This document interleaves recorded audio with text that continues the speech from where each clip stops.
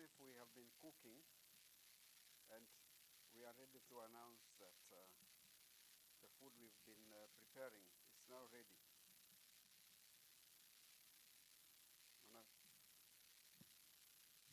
Vijiko vyazidi kuletwa. That is what happens when you announce that the food is ready.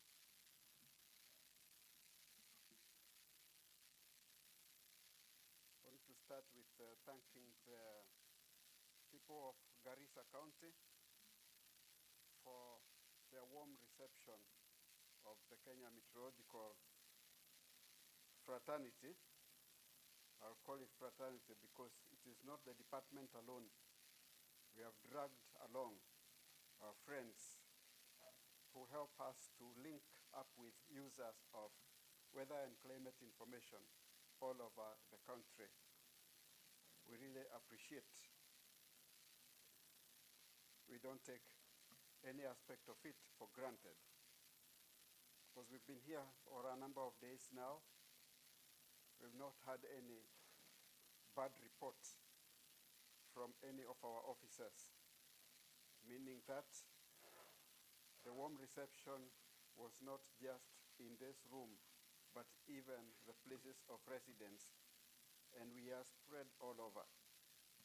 Thank you, the people of Garissa, and may this message reach even the county office and other offices that are represented.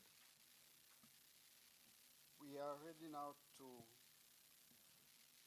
announce the climate outlook for we are looking forward to, and that is the long rain season, March, April, May 2025.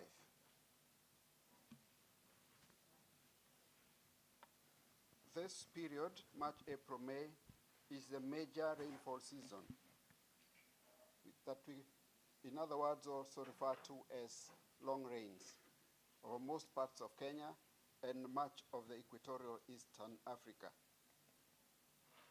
The highest rainfall for the season amounts, which is normally an estimate of just more than 300 millimeters, are normally experienced over the Lake Victoria Basin, the highlands west of the Rift Valley, the central and south Rift Valley, the highlands east of the Rift Valley, including Nairobi County and the coastal strip. When we say normal, that is also what we refer to as climatology. Going below or going up, that is the average, and that's normally the expectation. For the March, April, May 2025 forecast, the indication is that we will have near to above average rainfall over the Lake Victoria Basin, South Rift Valley, most of the highlands west of the Rift Valley, the southern parts of the southeastern lowlands, and the extreme northern parts of northwestern Kenya. Near to below average rainfall is expected over central Rift Valley, highlands east of the Rift Valley, again including Nairobi County, most of northwest coastal region, southeastern lowlands, and isolated areas over the highlands west of the Rift Valley. We expect below average rainfall over the northeastern and over the north coast parts of Kenya. If you are keen, you will see that the parts that I'm mentioning are also well indicated on the map that is on the screen right now. During the season, it is likely that several areas will have a generally poor to fair distribution of rainfall in both time and space. The onset of the season is expected to be normal to late onset with occasional dry spells.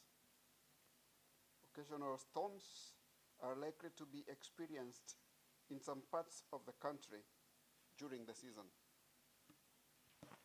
The peak of the rains is expected to be in April for most regions, except over the coastal strip, where the highest rainfall is expected in the month of May.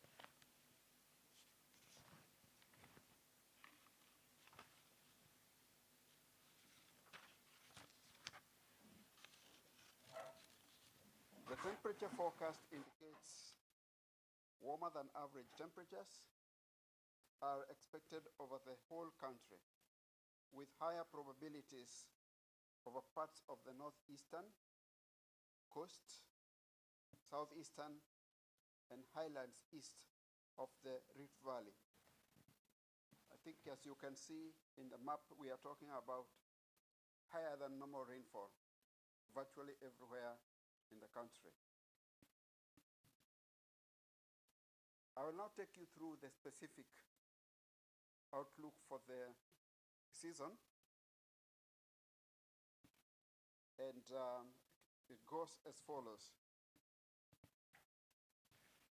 Let's start with the Lake Victoria Basin, South Rift Valley, and some parts of the highlands west of the Rift Valley, where we have the counties of Siaya, Kisumu, Homa Bay, Migori, Busia, Narok, Bomet, Kisii, Nyamira, Kericho, Nandi, Kakamega, Vihiga, Elgeyo Marakwet, Uasin Gishu, Trans Nzoia, Bungoma, and southern parts of West Pokot.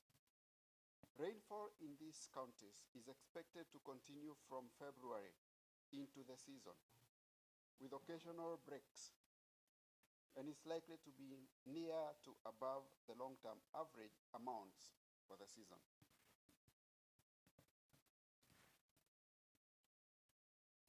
Central and north of the Rift Valley, where we have the counties of Nakuru, Baringo, and western parts of Laikipia.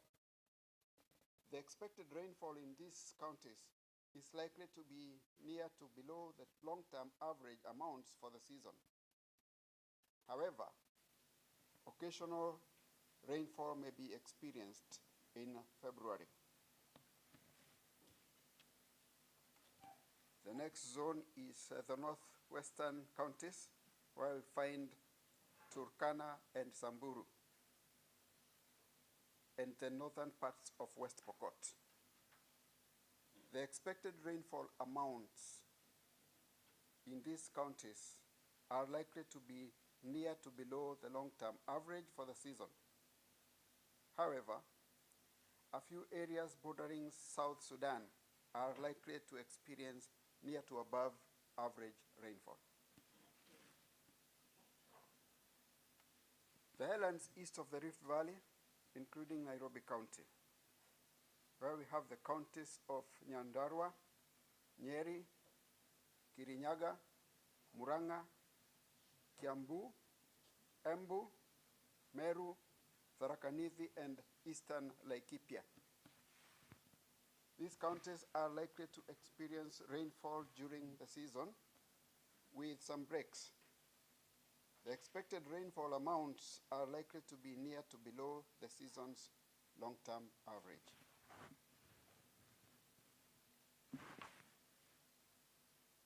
The next zone is the southeastern lowlands, where we have the counties of Kitui, Makueni, Machakos, Kajiado, Taita Taveta, and Tana River. The expected rainfall amounts of rainfall in these counties are likely to be near to below the long-term average for the season. However, Kajiado and parts of Taita Taveta counties are likely to experience near to above average rainfall.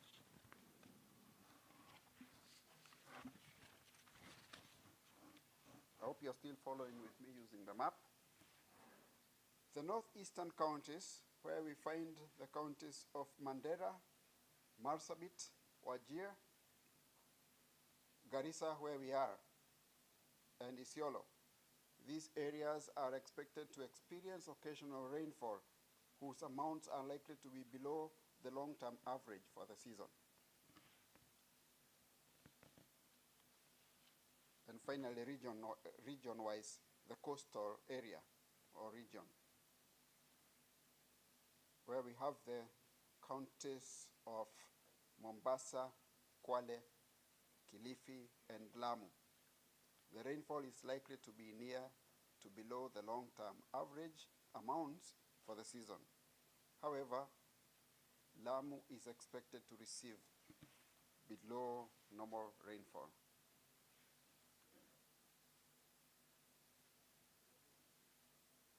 I wish to now discuss the expected distribution of the rainfall,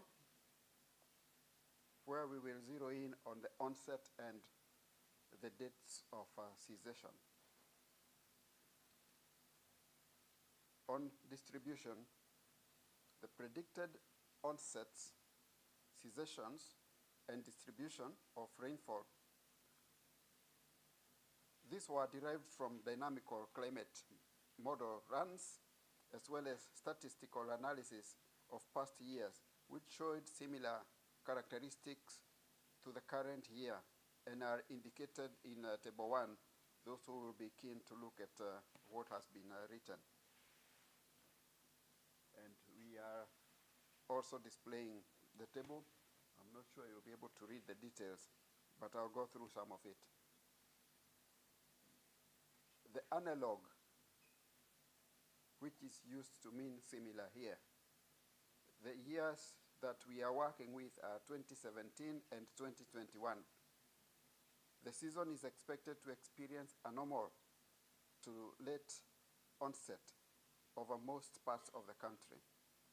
The rainfall outcomes of the analog years should not be interpreted as forecast for the season. Rather, they provide a sense of the possible rainfall outcomes under broadly similar global climate conditions. They also offer indicative information on the temporal distribution associated with specific seasonal rainfall totals. So the use of analog years is like just one of the tools that we will use. And we cannot pick one tool singly and say this is the forecast. We have to combine and reason out so that the analysis gives us the most possible outcome. The onset and cessation dates, now in detail, I'll take you through the table. We have considered the region, the onset dates, the cessation, and also the distribution. It's important that I take you through the table because of the varying uses that you will make of the forecast. It's important for you to know when they start, when they end, and also how they will be distributed. Looking at the area that I started with when I was giving you the forecast and the performance, that's the western. And I choose not to read word for word on the counties because I've already spelled that one out. But that region, we expect the onset dates. Rather, we expect rainfall to continue. We expect rainfall in February in that zone, and we expect that to continue into the season. And it's likely to cease around June, and the distribution is expected to be good. If we go to the next zone, that is the Central and North Rift Valley parts of the highlands, we expect the rainfall experienced in February to continue, and this will have a peak within the month of April and will continue up to June. The distribution is expected to range from poor to fair. The highlands east of the Rift Valley, where we also find Nairobi County, the occasional rainfall in February, followed by a dry spell. The onset expected during the 4th week of March, and some parts will have their onset in the 1st week of April. The cessation is expected to be within the 3rd and 4th weeks of May. We expect a fair distribution in that zone. Going to the southeastern lowlands, where we have the counties that I had mentioned earlier, Kajiado, Makueni, Kitui, and so on, we expect the occasional rainfall in February to continue into the season with some dry spells in between, with the onset proper being in the 4th week of March, and in some of the parts, because it's quite a varied, you appreciate it's quite a vast region, some parts will experience their onset in the 1st week of April. The cessation is within the 3rd to 4th weeks of May. The distribution will be poor to fair.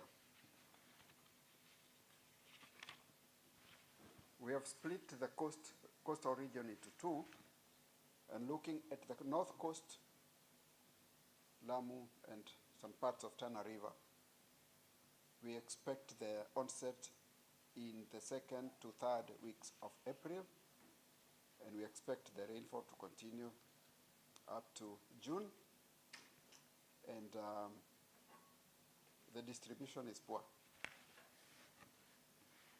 The southern part of the coastal region, Mombasa, Kwale, and the southern parts of Kilifi, we expect the onset in the 4th week of March. Some parts will have that onset in the 1st week of April, and this will continue into the month of June. Again, the distribution is poor to fair. Let's go to the northwest, where we have Turkana and Samburu counties, and northern parts of West Pokot. The onset is expected during the 1st to 2nd week of April.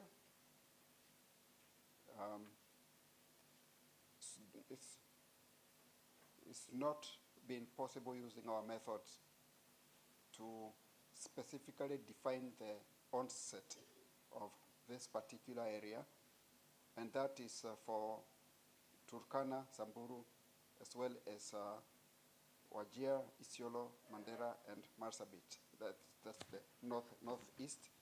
That has not been very, very clear, and that is why we advise that we keep following up with the other forecasts that we issue, and we should be able to guide. Equally, the distribution of the rainfall expected in these two zones is expected to be poor. Shall we now talk about the potential impacts of the March, April, May rains? The expected rainfall during the months that I have mentioned, which form the long rain season, is expected to have both negative and positive impacts across various sectors. The most likely impacts on various sectors will be highlighted by the sector leads and those who are privileged to be with us physically. We'll see that in the presentations. But we are glad that it is possible to have others linked to us online, and we should be able to follow the discussion sector by sector as we proceed. That will follow soon after this forecast. We need to note that there are intra-seasonal drivers of climate variability, such as tropical cyclones,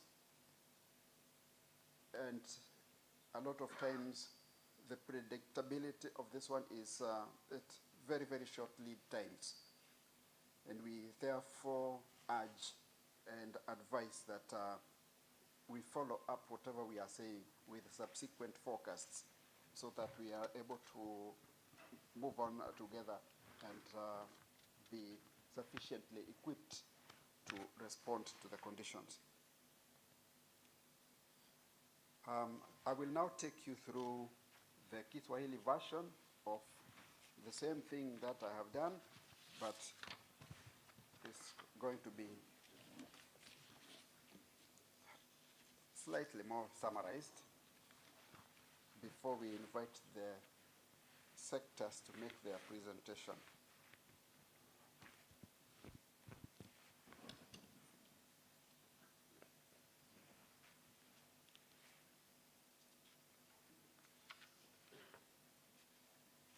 I hope I'll be able to flow as easily with the school language when I deal with the national language, but we will be fine.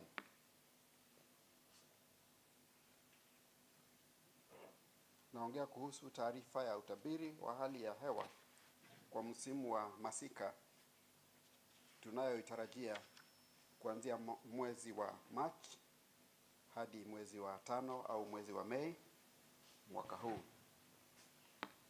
Hili ni dondoo muhimu za msimu wa mvua za masika katika kipindi hiki. Tathmini ya hali ya hewa msimu huu ya mvua za masika inaonyesha kwamba viwango vya mvua ambavyo vinatarajiwa katika maeneo mengi ya nchi vinakadiriwa kuwa vya chini, hasa katika kanda za mashariki ya Kenya na kaskazini ya mwambao wa pwani. Hata hivyo, baadhi ya maeneo ya magharibi mwa nchi na nyanda za chini za mashariki ya Kenya yanatarajiwa kuwa ya mvua ya kiwango zaidi ya kawaida. Vile vile, kanda za juu ya kaskazini na katikati mwa bonde la Ufa, nyanda za mashariki na mwa bonde la Ufa, kusini na katikati ya pwani, kiwango cha mvua kinatarajiwa kuwa cha kawaida mpaka chini ya kawaida. Mgao wa mvua unaonyesha kwamba sehemu nyingi kwenye kanda za mashariki mwa nchi zinatarajiwa kuwa kavu kwenye mwezi wa Machi. Mgao huu unatarajiwa kuwa kileleni katika maeneo mengi nchini kwenye mwezi wa Aprili, ila maeneo ya pwani kilele chake kinatarajiwa katika mwezi wa Mei, japo kiwango chake kitakuwa cha chini. Zaidi ya hayo, maeneo mengine nchini yana uwezekano mkubwa wa kupata mvua za dhoruba za mara kwa mara. Hali hii itachochewa na hali ya joto kwenye bahari ya Hindi, bahari ya Pasifiki na Atlantiki, ikijumuishwa na mambo ya kijiografia na yanayoathiri hali ya hewa nchini Kenya. Utabiri wa joto unaonyesha kwamba eneo kubwa nchini msimu huu linatarajiwa kuwa na joto la juu kuliko wastani, lakini viwango vyake vinatofautiana, kama vile maeneo ya kaskazini mwa nchi na baadhi ya sehemu za kusini zinatarajiwa kupata joto la nyuzi za juu zaidi ya maeneo mengine. Utabiri wa kina katika msimu wa masika ni kama ifuatavyo. Ziwa Victoria nyanda za juu magharibi ya bonde la Ufa na kaunti za katikati na kusini ya bonde la Ufa kama vile kaunti za Siaya, Kisumu, Homa Bay, Migori, Kisii, Nyamira, Uasin Gishu, kusini magharibi ya West Pokot, baadhi ya maeneo ya Elgeyo Marakwet, Nandi, Kericho, Bungoma, Kakamega, Busia, Trans Nzoia, Vihiga, magharibi ya Nakuru, baadhi ya maeneo ya Narok, baadhi ya maeneo kaskazini magharibi mwa Turkana. Mvua katika kaunti hizi inatarajiwa kuendelea kwenye msimu. Kiwango cha mvua kinatarajiwa kuwa cha kukaribia au kupita kiwango cha wastani. Natumaini tunaelewa sote kwamba wastani ni average. Kaunti za kaskazini magharibi, kule tunapata kaunti za Samburu na baadhi ya maeneo ya Turkana. Kaunti hizi zinatarajiwa kupokea mvua za kiwango cha karibu na wastani mpaka kile cha chini ya wastani. Mgao wa mvua hizi unatarajiwa kuwa wa duni kwa muda na pia kuenea kwake. Kaunti za nyanda za juu mashariki ya bonde la Ufa pamoja na maeneo ya Nairobi, Nyandarua, Nyeri, Kirinyaga, Murang'a, Kiambu, Meru, Embu, Tharaka Nithi, Laikipia na kaunti ya Nairobi kama tulivyosema, baadhi ya maeneo ya Nakuru, baadhi ya maeneo ya Isiolo. Kaunti hizi zinatarajiwa kupokea mvua za kiwango cha karibu na wastani mpaka kile cha chini ya wastani. Mgao wa mvua hizi unatarajiwa kuwa wa kuridhisha kwa muda na pia kuenea kwake. Kaunti za kusini mashariki ya Kenya, kule kwenye kaunti za Kitui, Makueni, Machakos na mashariki ya Taita Taveta na kusini mashariki ya Kajiado. Maeneo haya yanatarajiwa kupokea kiwango cha mvua ya wastani mpaka chini ya wastani. Mgao wa mvua hizi unatarajiwa kuwa duni. Kaunti za kaskazini mashariki, kule tunapata kaunti za Mandera, Wajir, Garissa, baadhi ya sehemu za Isiolo na Marsabit na maeneo ya Lamu. Maeneo haya yanatarajiwa kupokea mvua za mara kwa mara na kiwango chake kinatazamiwa kuwa cha chini ya kawaida. Mgao wake unatarajiwa kuwa wa kutoridhisha kwa muda na kuenea kwake. Ukanda wa pwani, Mombasa, Kwale na kaunti za Kilifi. Kaunti hizi zinatarajiwa kupokea mvua za kiwango cha wastani mpaka chini ya wastani. Vile vile, eneo hili lina uwezekano wa kukumbwa na vipindi vya ukavu vya mara kwa mara. Usambazaji wa mvua unatarajiwa kuwa duni kwa muda na kuenea kwake.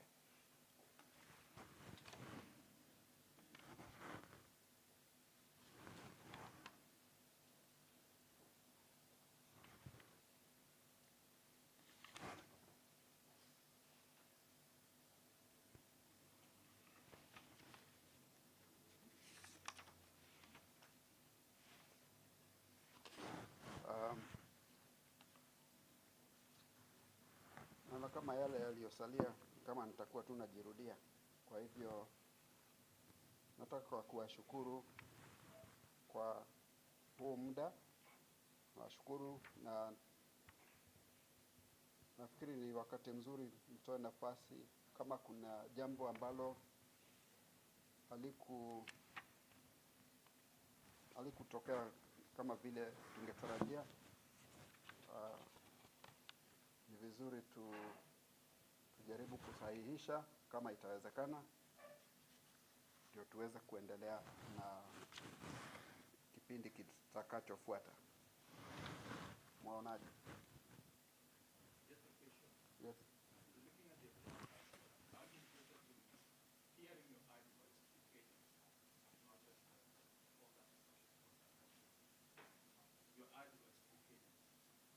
my advice to Kenyans.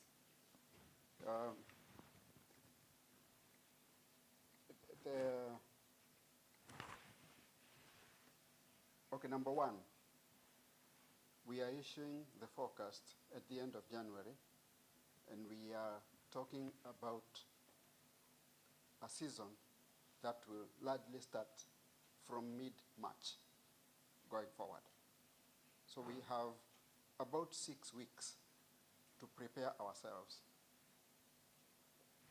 And we have varying levels of usage or users. So that is advice number one.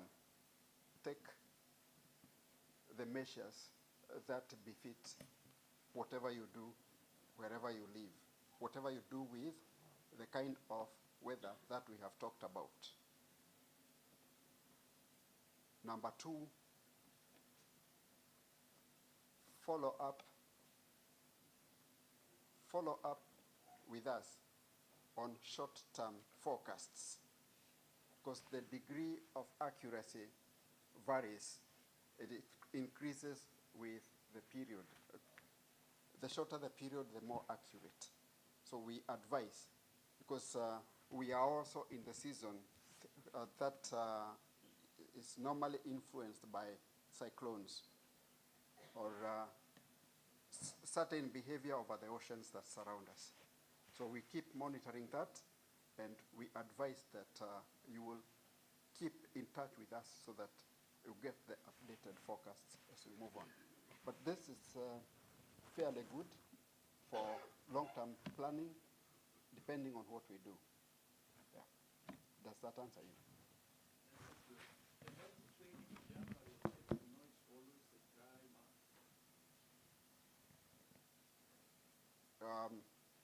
Good question. Here we are talking about the rainfall season for March, April, May. What you're referring me to is something that is happening over Nairobi, the central parts, and a bit of the western zone. This is expected. Even in the forecast that I have mentioned, you have said that there will be some breaks, there will be some storms. The rainfall is governed by various drivers, and they are not uniform. That is why even when I was talking about analog years, we may not get exactly what happened in 2017. We are just looking at similarities. It is the time of the rainfall season in Tanzania, our neighbor to the south, and you expect once in a while that the cloud bands and what is driving the clouds to push them to the south of that same country or even to the north. So once in a while you may get something like that, but it doesn't stop the season that we are in. That is the dry spell as we look forward to the rainfall season that we've just talked about for March, April, May.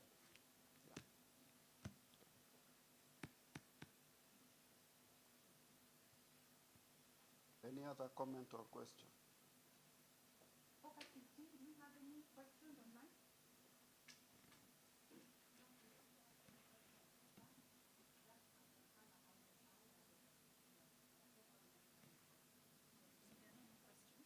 Okay. Okay. So we usher in the sector leads. All right. Thank you very much.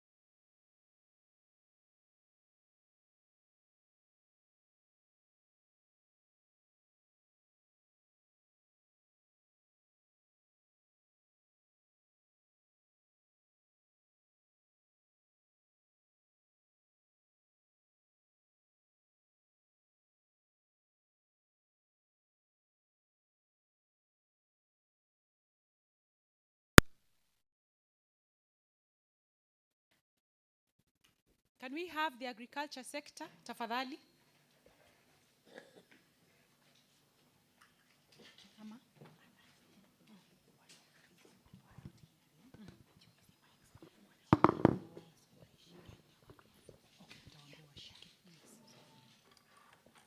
Agriculture, tafadhali. And please, you only have 5 minutes, 5. Let's keep it as short and sweet as possible. And please hold the microphone so that you'll be able to be heard clearly. 5 minutes, Jane. Good morning.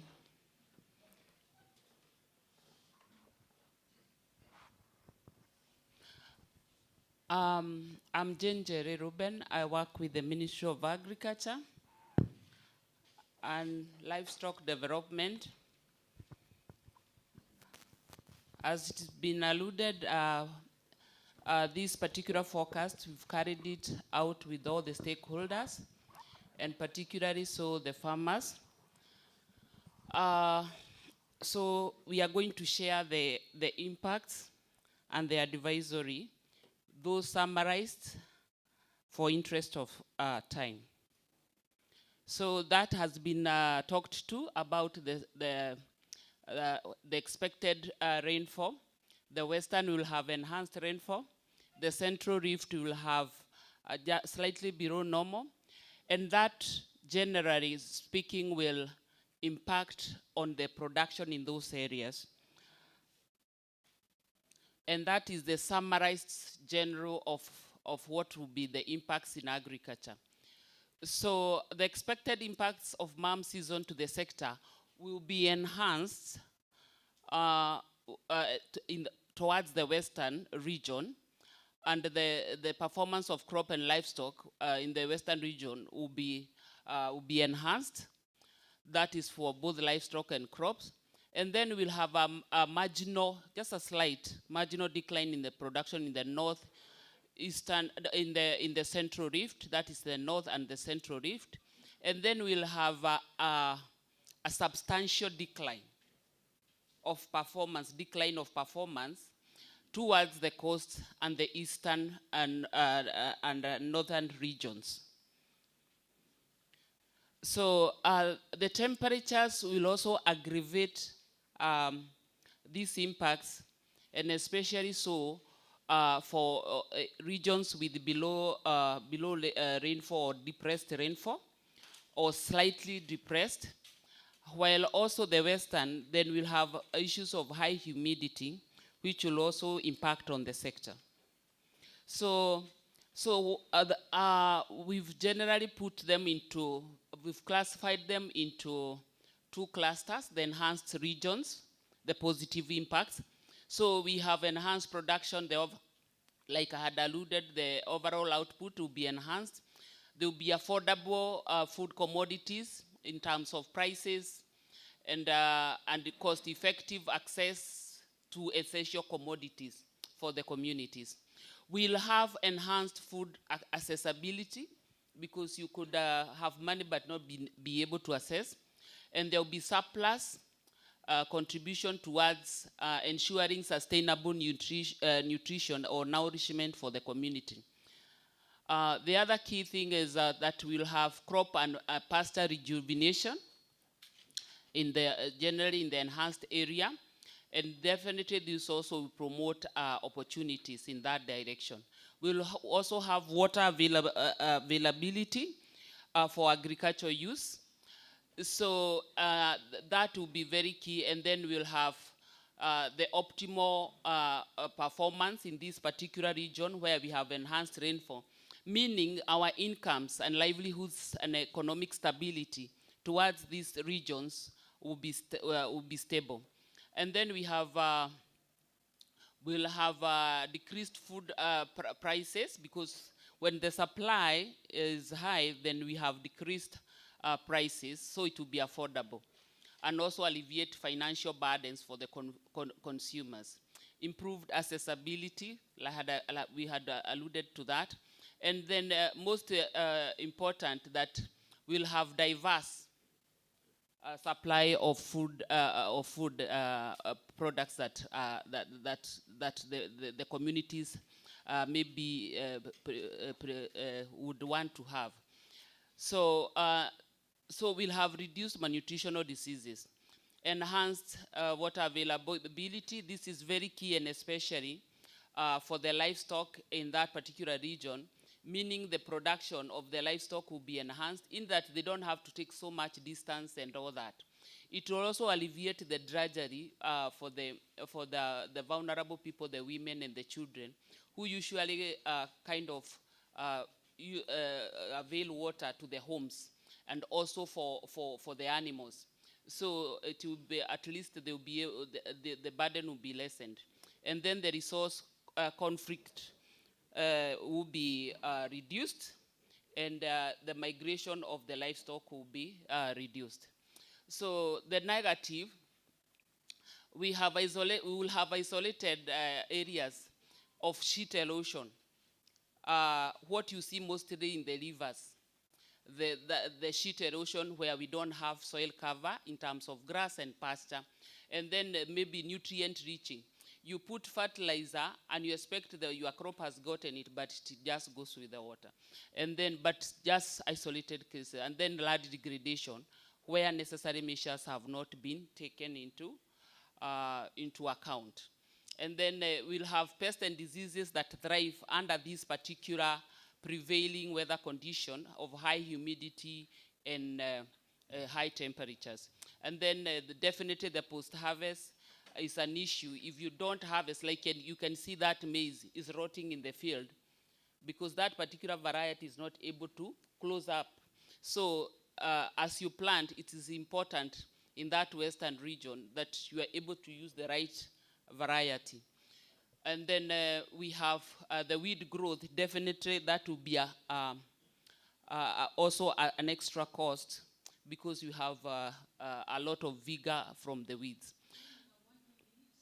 So the near normal or the negatives for the depressed rainfall will have the performance definitely will be declined, and then we'll have outbreak of diseases such as the ones that you can see, the foot and mouth lumpy disease, and then we have loss of livestock body conditions. We have a high probability of even death, and then high prices of agricultural products. And then also the natural resource conflict will be high, and then insufficient water leading to reduced production of the agricultural products. So we also have a limited pasture and all that. And then we'll have influx of livestock in search of forage and water. So, and definitely that also impacts on our incomes and livelihoods.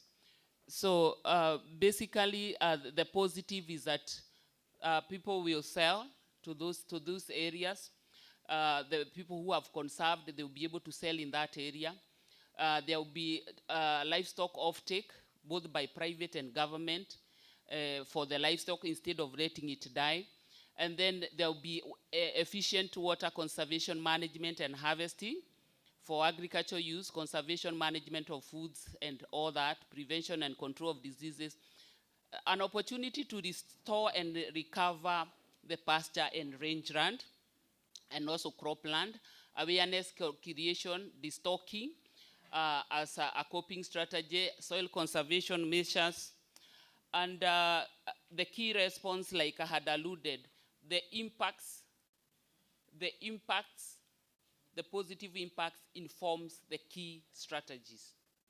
So because of interest of time, that is what we had. And I think that's it. Thank you. I hope I've been able to keep time. And that's a summary of what we were able to capture. Remember, this is a national forecast. So, for example, when I come to Garissa here, I don't expect them to have a blanket forecast. So it will be kind of maybe from one sub-county or one ecological zone. So it will be downcasted. Maybe one area they will talk of harvesting of water, another one a feedlot. Thank you. Thank you very much, Jane. Jane is an agricultural expert.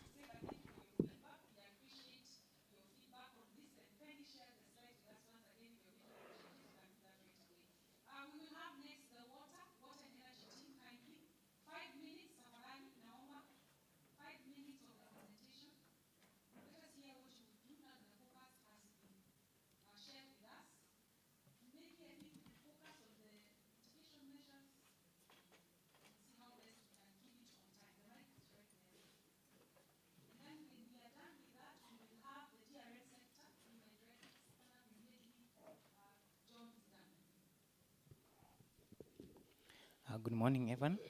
I'm John Jenga from the State Department for Water Sanitation. I represent the whole ministry. I'll just talk about the water sector for the 2025 as it has been projected. So in terms of the basins, we have two categories of basin. We have the first one that is going to experience near average to or stroke below average, and that is the Athi Basin, the Tana Basin, a Wasangiro Basin, and the Rift Valley Basin, majority of it. Only two basins that are not going to experience those conditions, that is now near average to above average. That is the western part, that is we have Lake Victoria North Basin and Lake Victoria South Basin. Following this, these are the impact or the effect that we expect. So for the ones that are going to experience near to below rainfall, we expect reduction in water resources, and these will resort to water allocation-based conflicts, so that may arise, and the different categories is either between upstream and downstream, pastoralism against farmers, human livestock, and also human and the wildlife. Another thing that will be affected by that condition is groundwater, and in terms of groundwater, we have over abstraction, contamination, drying boreholes, and reduced aquifer recharge. Another effect that you're going to experience over that region is reduced in terms of land cover. That is catchment degradation is going to increase. And another effect is in terms of distribution of rivers and streams. And particularly you find that there are some counties that depends on streams for water supply. So you're going to have lower spring discharge and the spring dispersion all drying up. In terms of rivers, there are some rivers that may experience alert levels. In terms of allocation, the priority will only be to human and ecosystem. So some of the areas that uses water may have a shortage or may not be considered.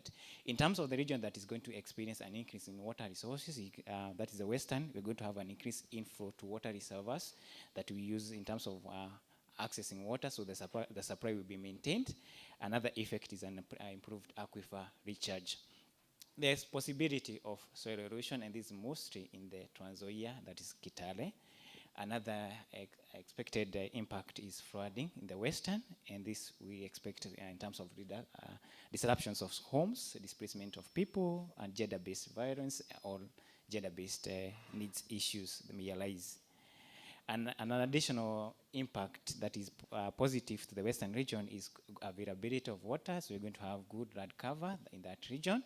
We're going to have a good catchment management, and all sectors will be well allocated water. That is irrigation, domestic, and industrial use. And also another thing is improved moisture content in the bed.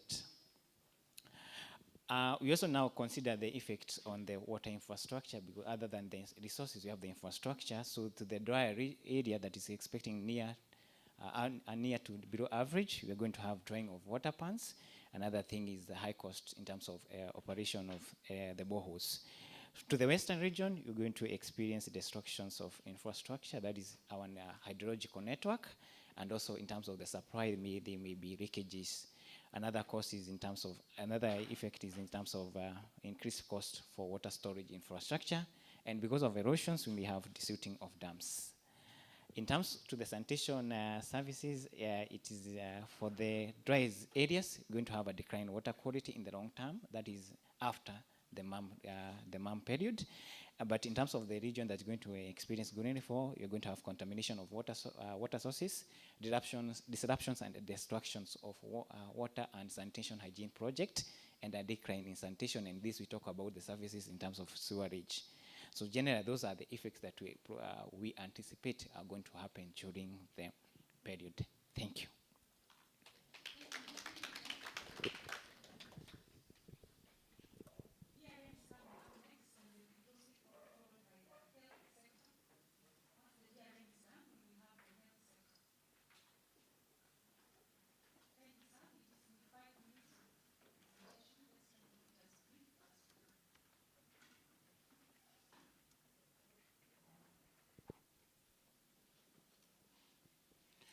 Good morning. As the presentation is being located, I am Amos Nyakeo. I work with the National Drought Management Authority, and I'll be presenting on behalf of the DRM team. Basically, we are appreciating the seasonal forecast that has been released, and we are trying on our best to tease out the implications of that and then what must be done. In terms of the possibilities of above average rains, and this will affect parts of Busia, Kisumu, Turkana, we are looking at parts of Homa Bay, Siaya, and parts of Kajiado, and even Taita Taveta, where we have possibilities of having flood risk. Then we expect that some of the impacts that we may see will be flooding. We may also see landslides and mudslides in areas prone to such occurrences. We may see food insecurity due to damage to crops and also probably effects on grazing lands. And then we may see destruction of infrastructure, displacements may occur, outbreaks of waterborne diseases, and the rise of gender-based violence, and probably a rise of cases that will require protection issues, and the marginalization of vulnerable groups as they tend to be neglected in times of crisis.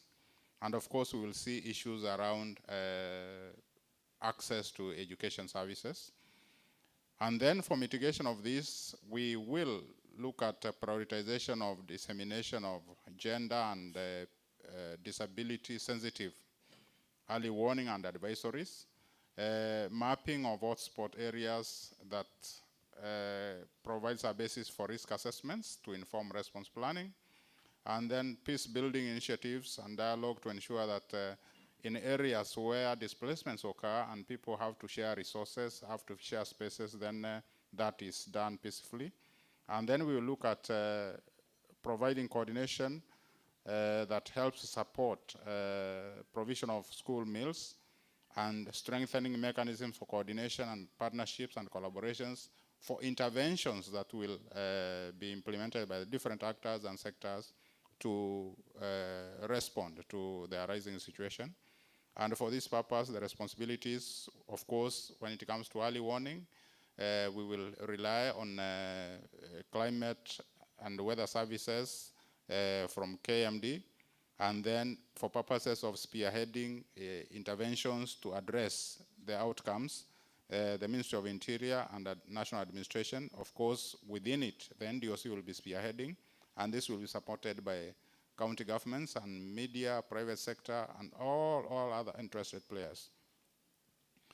In the event of the predicted below average precipitation, we see this as likely to cause drought situations in counties of Marsabit, Samburu, Turkana, West Pokot, Baringo, Isiolo, Mandera, Wajir, Garissa, Lamu, Tana River, Kilifi, Kwale, Taita Taveta, Makueni, Kitui, and Tharaka Nithi.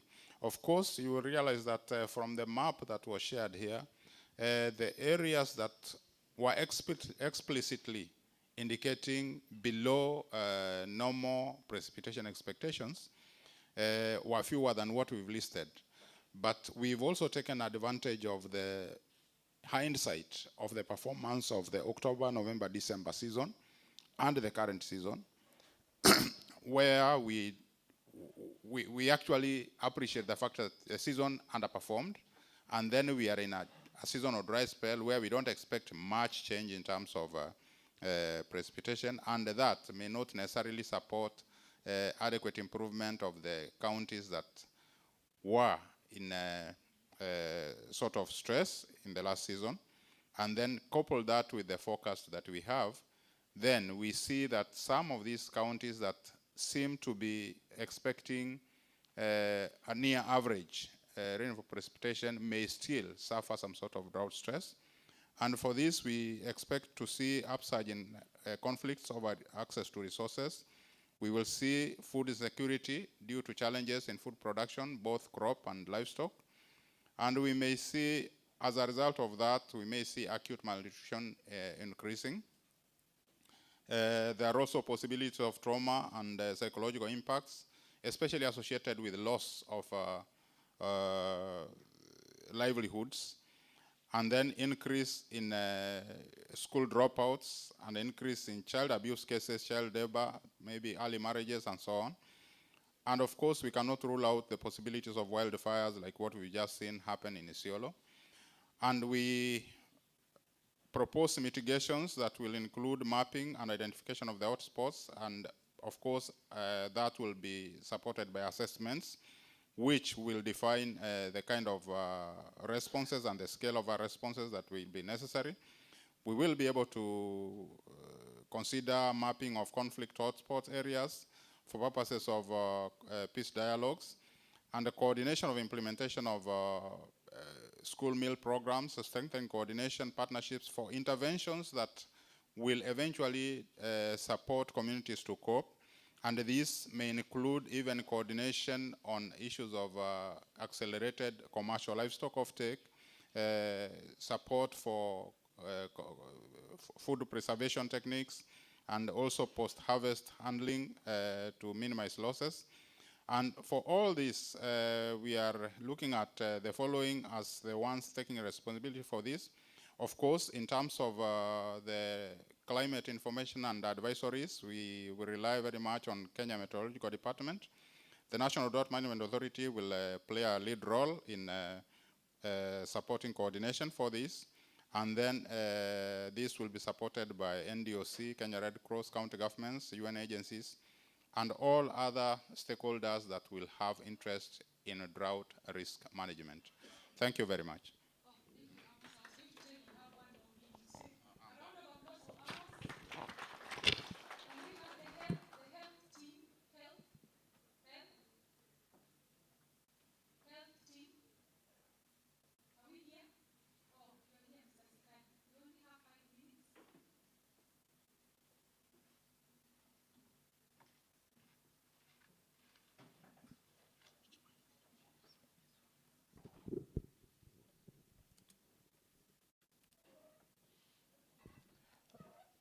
Good morning.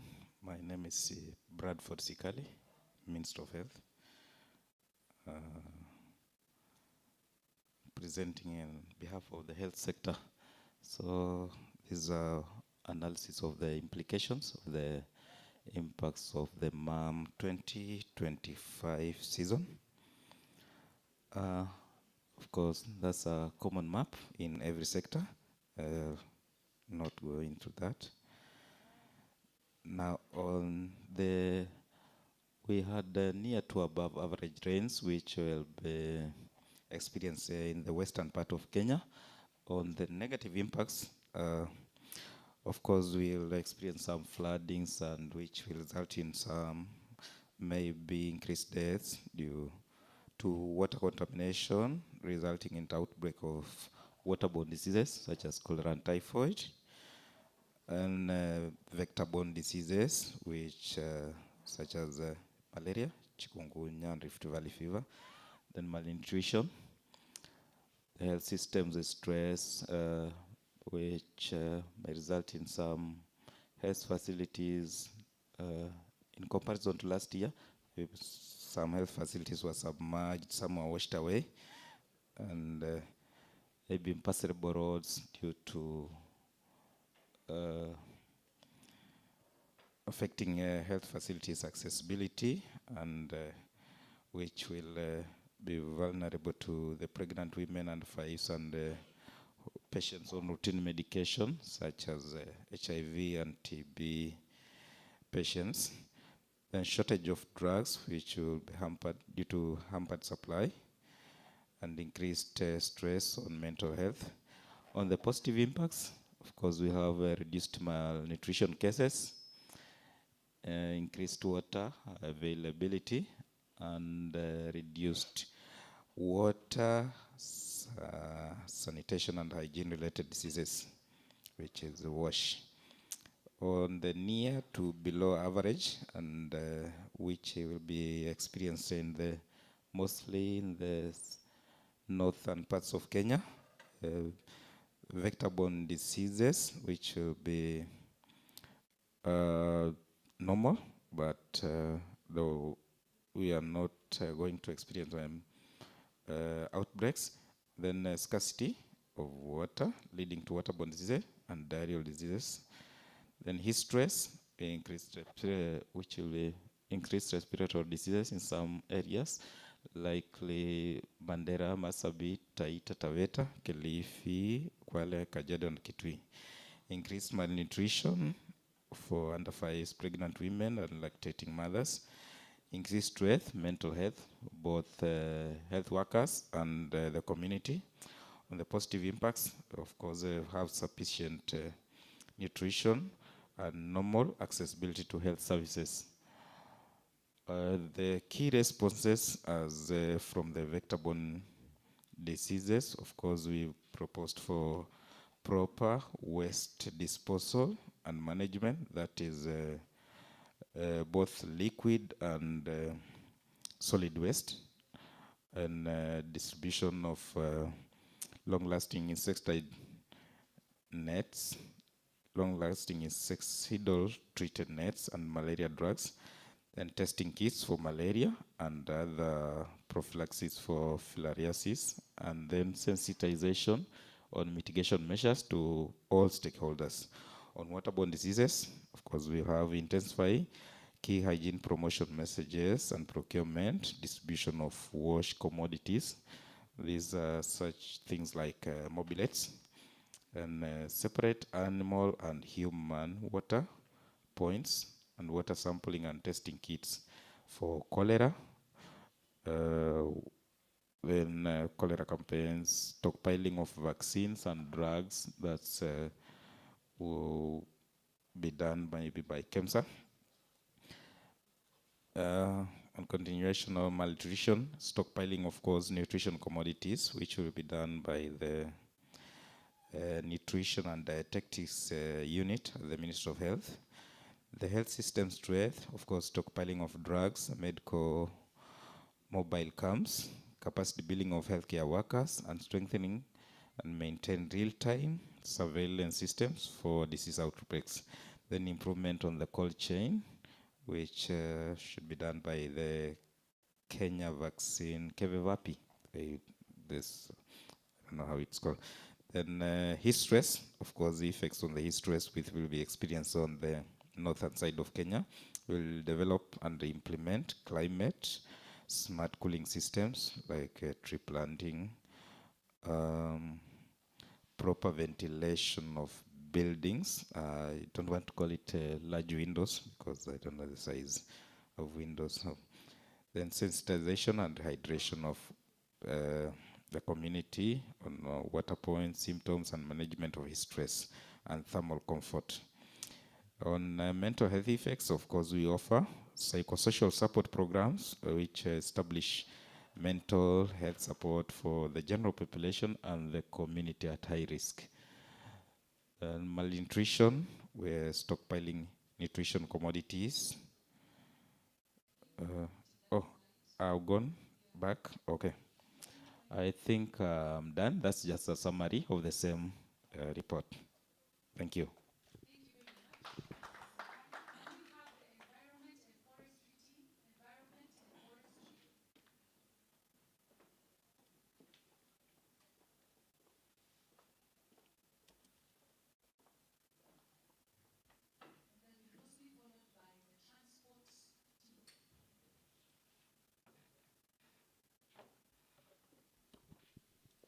Good morning, I'm Eunice Maina. I work for Kenya Forest Service, but I'm going to present on behalf of Environment and Forestry.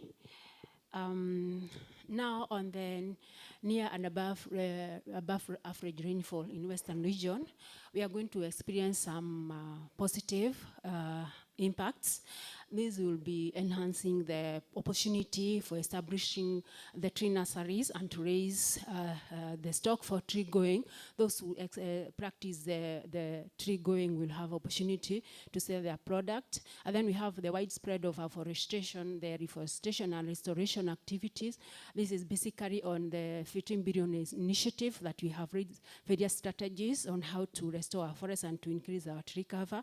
And then there is the increase of forest biodiversity.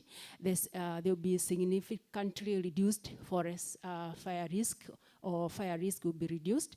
And then there will be improved food security through plantation establishment and livelihood. This is carried within our forest, where farmers do some farming within our forest plantation, and they move or relocate according to when the trees have reached to a certain height. Then we will have some negative impact. Based on this rainfall, there will be increased landslide and mudslide, and then there will be infrastructural damage, basically our roads and all that. And then there will be increase in weed and snap and drawing of damaging our trees and forests. There will be a lot of weed falls causing the trees to fall within our forest. Then there will be preference moisture-related tree kind of diseases and pests. That, for example, aphids. There will be riverine flooding. This affects our riverine forest. And then there will be the spreading of invasive species that comes along with long limbs. The other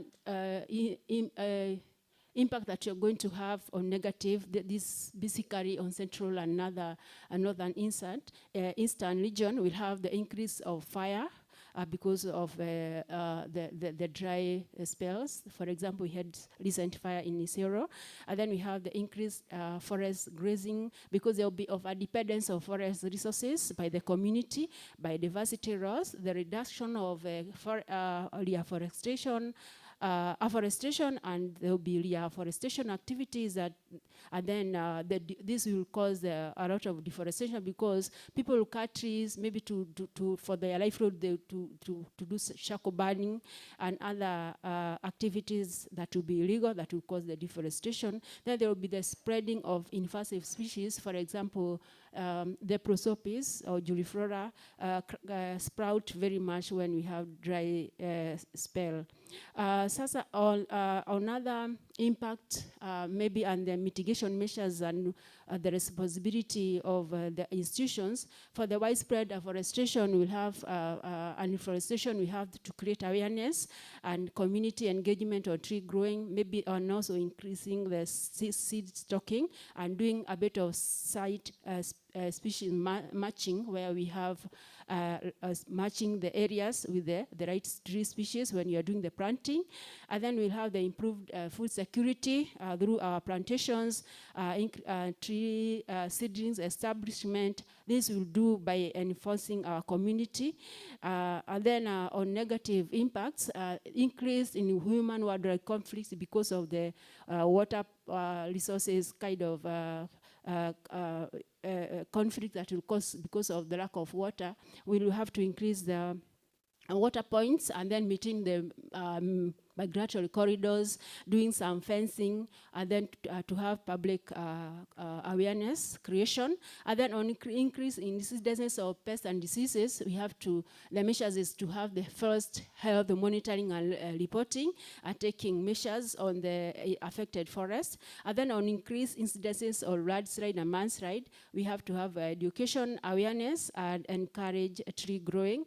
On negative impact on the forest, loss of biodiversity, we do the fire hotspot mapping, and for the purposes of management plans for fires, we do some community education. For example, when those people who are practicing the beekeeping to use the right techniques, on reduction of restoration activities, afforestation, and deforestation, we do public awareness, a bit of water harvesting, and tree site matching and planning. Thank you.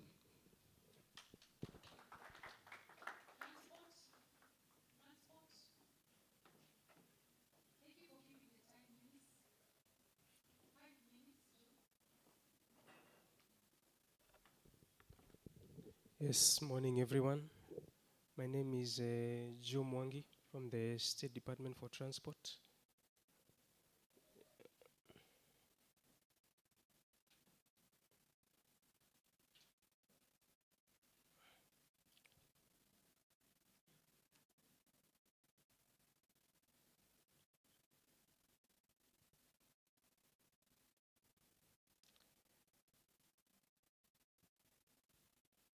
Yes, so For the transport sector, we begin with the positive impacts, mainly from this season. Number one, there is a likelihood of favorable environment for implementation and construction of infrastructure and maintenance works. Projects go on easily when there are no storms, when it is easy to move. Mitigation for that is just to continue and prioritize projects in places whereby they are likely to experience floods. Responsibilities are those ones. Then the other positive impact is increased transport demand from increased food productivity in the areas that are marked in green. Places like Ahero, in Narok, where there is wheat and barley, there may be increased demand. And for us, it is to ensure seamless transport for them. The other one is there's also likely to be increased transport demand from pastoralists laying off their livestock when when it gets dry. They lay off the animals in anticipation of the coming dry season. It's also in line with the last one, water tracking in areas where it is dry. It may come in handy. And also there is also going to be minimal disruption to transportation systems, resulting in reduced transport costs and the like. Then the negative impacts, flash floods, mainly in the western region, places like where there is River Yala, River Nzoia, Sondu, and the like. And for us is to ensure that the infrastructure we have is climate proof, mainly through ensuring drainages are in place and such. Also proper planning of how we do this infrastructure. And there is also likely to be disruption of the transport. But there is where we will go ahead and ensure there are alternative routes where possible. Also repair and restoration of damaged infrastructure. Then there is also likely to be reduced visibility from due to heavy storms. When it rains, the visibility is reduced. We are going to ensure proper road marking, regular updates, and also sensitization of road users to drive at lower speeds. There's also likely to be delays or deviations at the airports, mainly in the western region, Kisumu, Eldoret, Kakamega. Yes, it may happen. Also for when it happens, they give alternative, they reroute, they may delay, they may even cancel.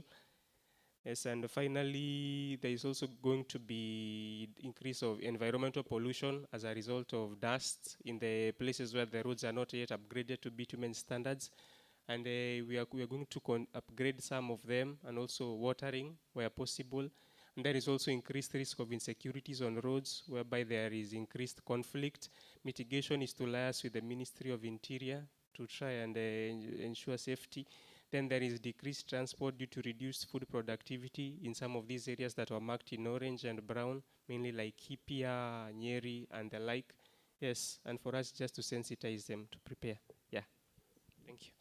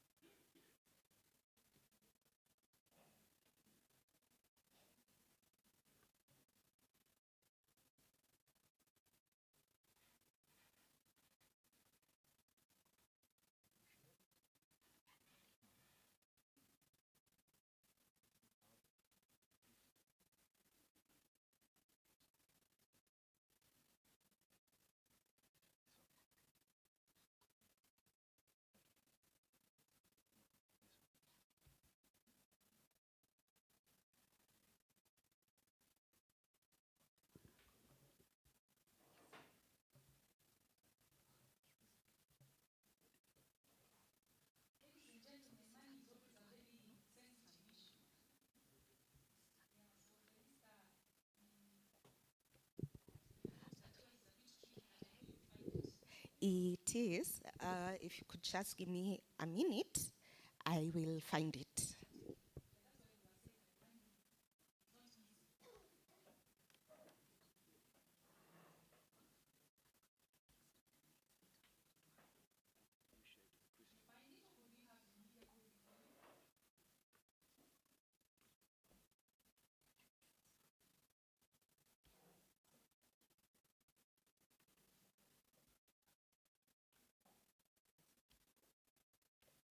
Okay, we found it.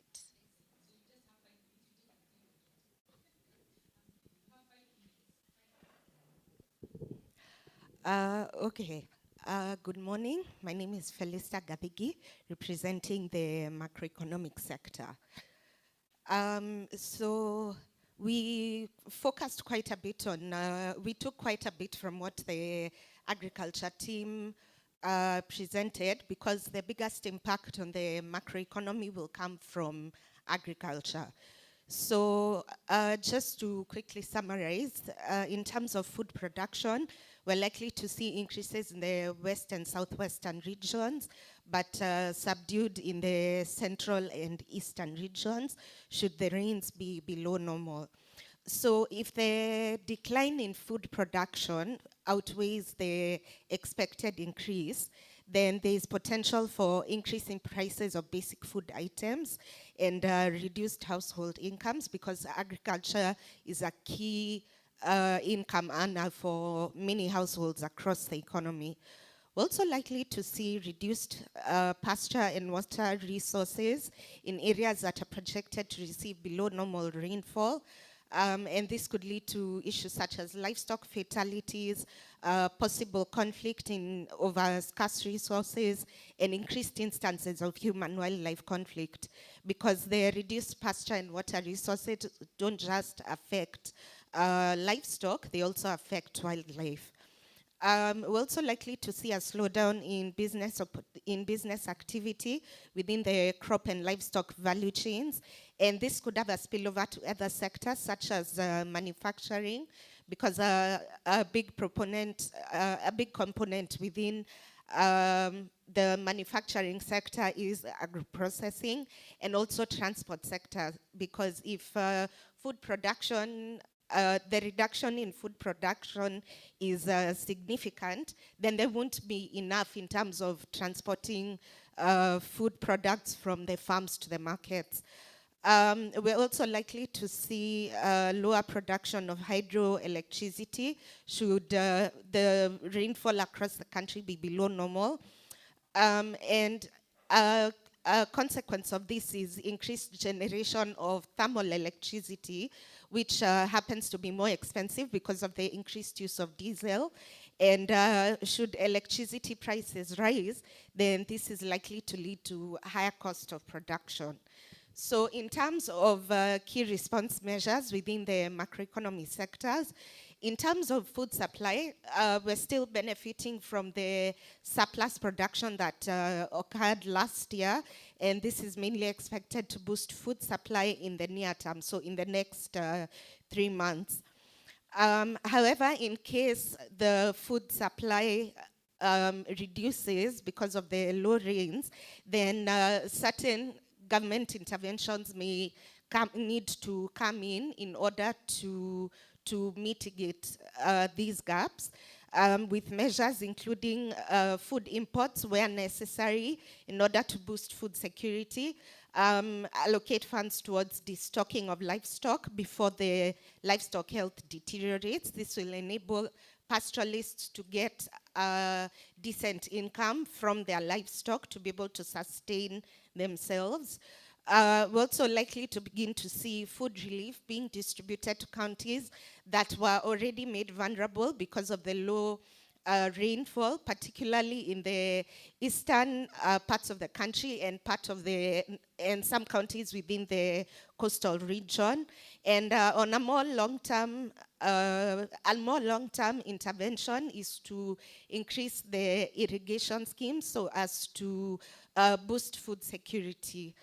And another key response measures is to continue to monitor the weather conditions by key macroeconomy stakeholders in order to see how the intra-seasonal factors will play out, so that if the dry conditions persist, then we're able to facilitate early mitigation to try and reduce some of the damage that would be caused. This is just basically a summary of the mitigation measures plus the responsible institutions. Some of the key measures in terms, some of the key institutions within the macroeconomy sector would be, of course, the Ministry of Agriculture, since they are the primary responsible agency in terms of agriculture, the National Treasury, because some of these interventions will, of course, require intervention from the Exchequer, the National Drought Management Authority, county governments, as well as non-state agencies such as community-based organizations, religious organizations, and development partners. And of course, in terms of security, the Ministry of Interior, the National Disaster Management Unit would also play a key role in terms of needing to mitigate areas that may face incidences of insecurity. That's the end of our presentation. Thank you.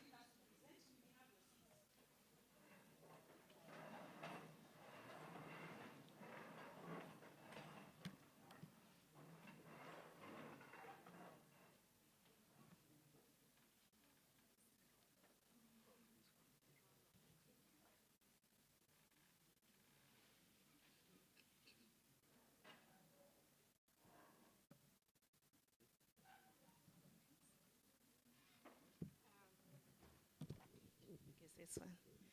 Yeah, so I'm talking about the role of the media in disseminating the forecast that has just been released by the director.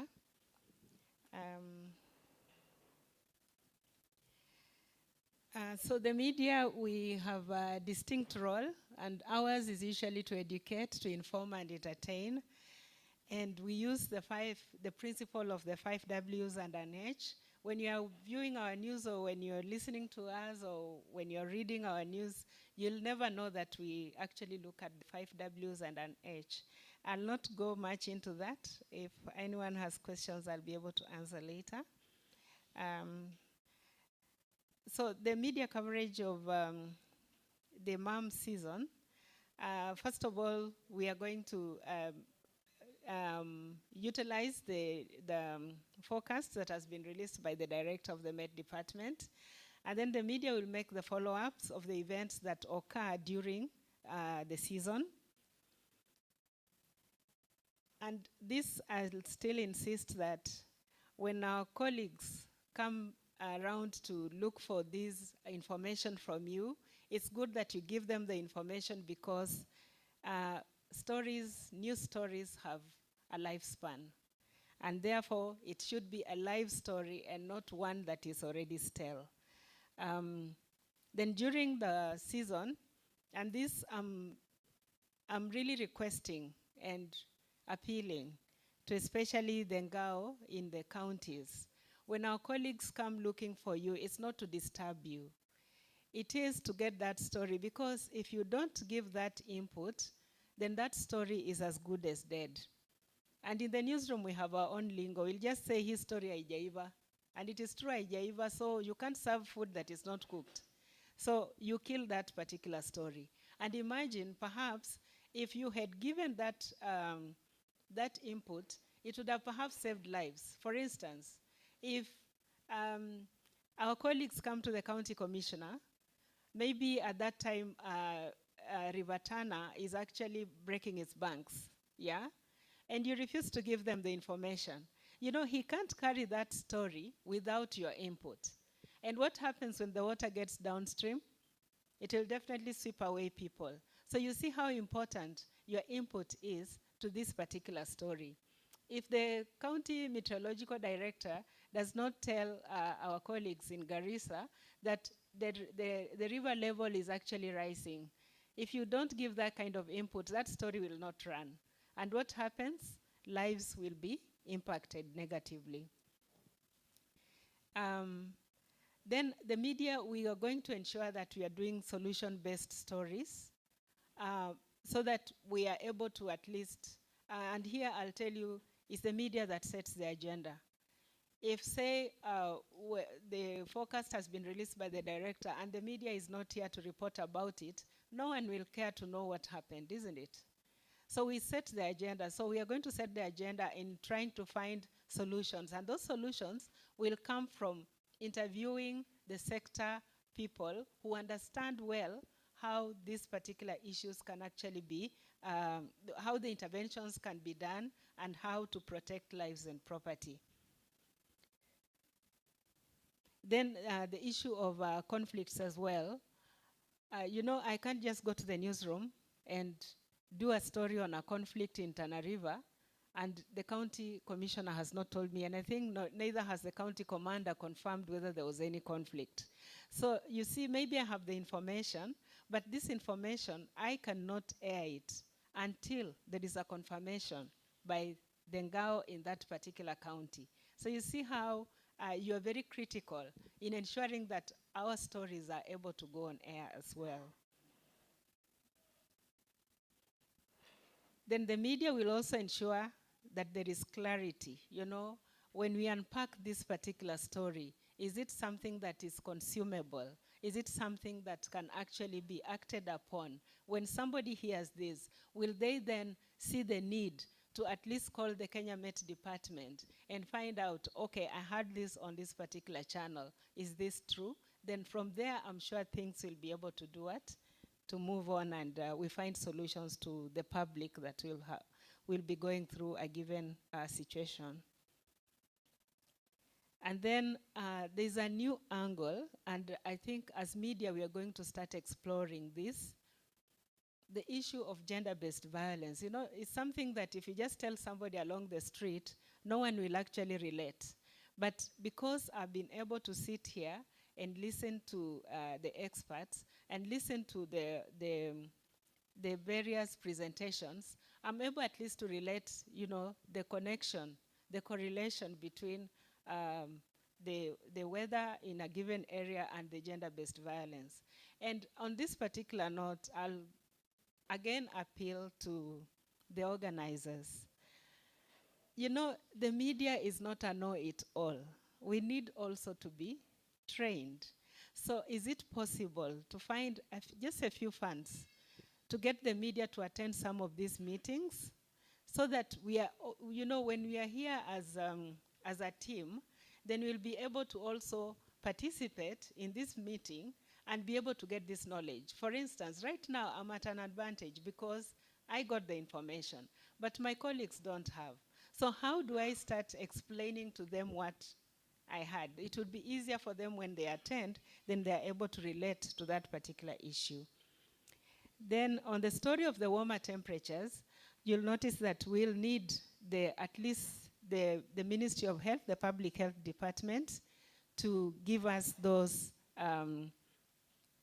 to give us the responses. As I said, and I'll still insist, our stories cannot run unless we have the input of the expert, because we as media, we are not the experts.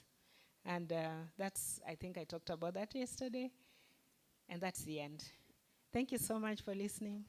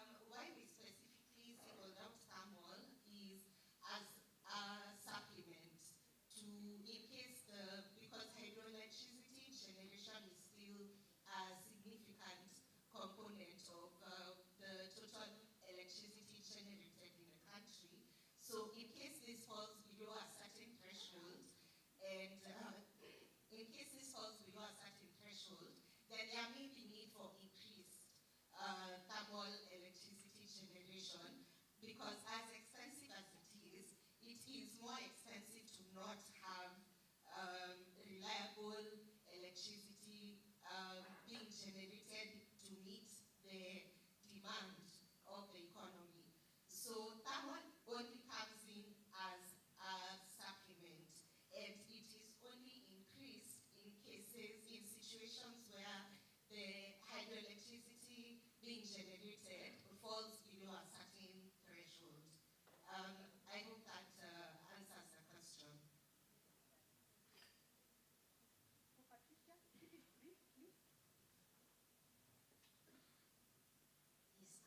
Yes, I did get this group question, but what I would like to say about charcoal harvesting in the counties is that we are trying to strengthen the charcoal use associations in the counties, because we realize that, like if you go to Kajiado, the communities are supposed to take charge of the protection of their ecosystems in Kajiado. So we're trying to strengthen the charcoal user associations in the counties so that they're able to see what is happening in the counties, and they're able to control the cutting of trees, indigenous trees in their counties. I know there's some gap in terms of legislations. You realize that people are just transporting charcoal from Kajiado to Nairobi, and there are some gaps in the checks and balances to control the transactions and all that. But from our side, we are really trying to strengthen the charcoal use associations in the counties so that the communities there are able to control what is happening in their counties, so that people don't just come and cut trees and they take the charcoal to Nairobi, and at the end of the day, the communities will be able to suffer because of the ecosystem degradation and all that. So I think that's what I can be able to say, but we are working on that because we have a lot of concerns as pertains matters to do with charcoal harvesting in the counties, which are really degrading our, getting to devalue our ecosystems and all that.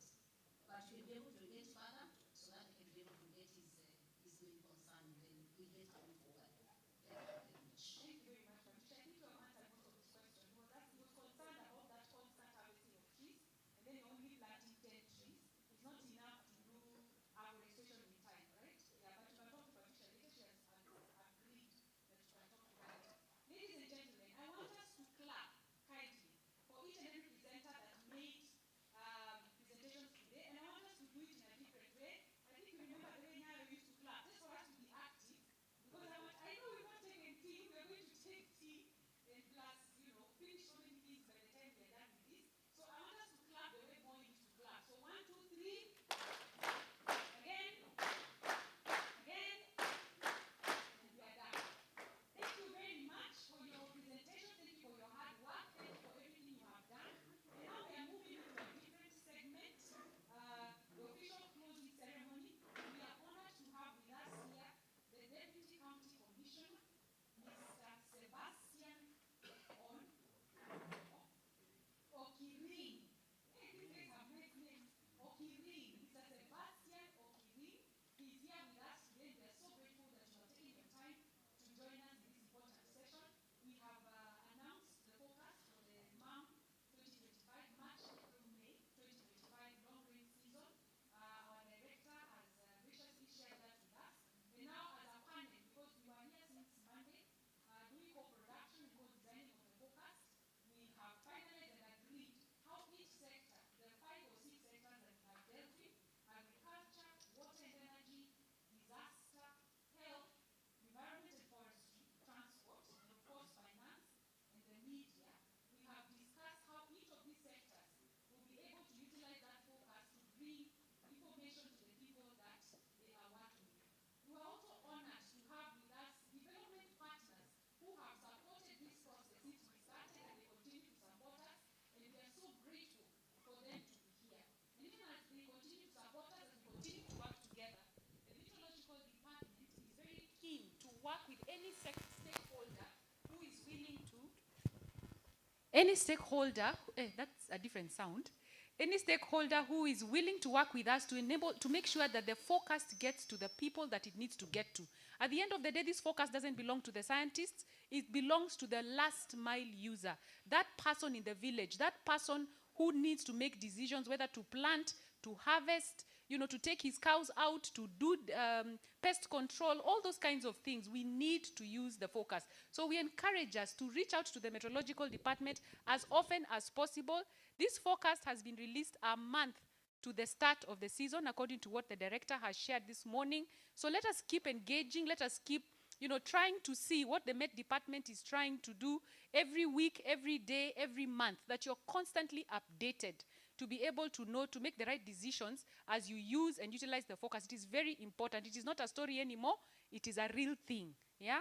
So I want us now to come into the closing ceremony, and I want us, from wherever we are seated, we might not be able to get the seats up here, but I would request kindly the World Food Program, the United Nations Development Program, the United Nations Disaster Risk Reduction, Kenya Red Cross Society, the WISER Project Lead, IGAD Climate Prediction and Application Center, to take time. I will call you according to the list that I have, and come and give your comments and your feedback as we close this meeting. I kindly request that you come to the stage as I call you up, and we will begin with the World Food Program, Mr. Peter Otieno. A round of applause for him as he comes up. We appreciate his support. We appreciate his presence in this meeting, and we know going forward we will work even better with them. Thank you, sir. Kindly use the podium. There's a mic.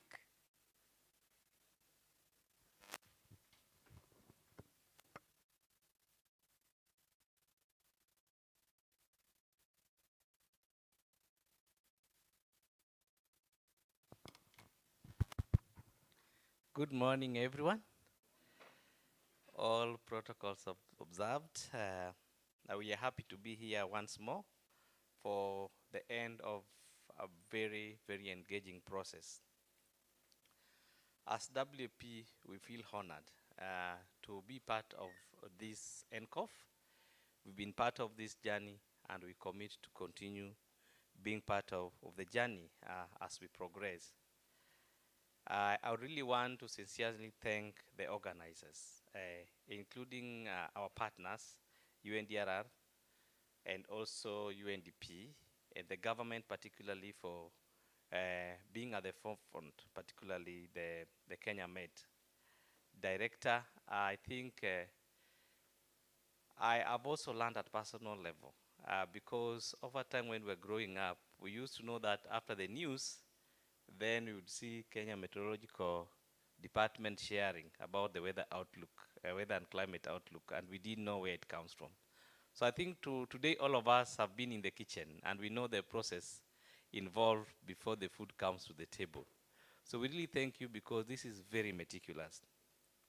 But most importantly, as organizations and the front line supporting issues around food security and nutrition, livelihood, we rely entirely on evidence to mobilize resources to support Kenyans who might be impacted negatively or positively by the results of the weather and climate forecast. And getting scientific evidence is one such an important occasion that we cannot ignore. And we are most happy that this gives us an opportunity now because you've released this 6 weeks into the time that we expect to have rains. And you've already shared with us what may happen. So we have to do the right things within this particular window of opportunity. Because if we take action early, then we reduce the impact. We know in Kenya, when it rains heavily because of our topography and other factors, we will have flash floods, which will affect people. But at the same time, reduced rainfall, depressed rains in some areas, as has been shared, also have an impact on food security. So if we take action early because you've been warned, because forewarned is being forearmed, as has been shared, then we are going to ensure that we mitigate the impact of this particular, of the season that is ahead of us. Most particularly, Bwana Director, I think we commit to be part of this cycle. And we had a meeting on the sidelines yesterday, and we agreed that as WAP has been part of the LRA SLA, we would also want to be part of this on a cyclic manner And we hope that there will be communication from your office as we discuss with your team, so that this is also factored in our fundraising initiative so that we are part of the Ncof. But most interestingly, that this is now brought closer to the counties. Bringing this in Garissa, and I'm sure, I hope the county government is here, is going to take this a very long way. Because people imagine that Kenya Met is just in Nairobi. But this makes the two levels of government even engage more, and we really appreciate this process. So, as I sum up, I just want to say thank you once more. We now know what is ahead of us, and we know how it is cooked in the kitchen. And any other changes, as you have shared, due to cyclone and all that, we hope will be shared with us in good time. For me, on behalf of WAP, I'm going to be a very good ambassador.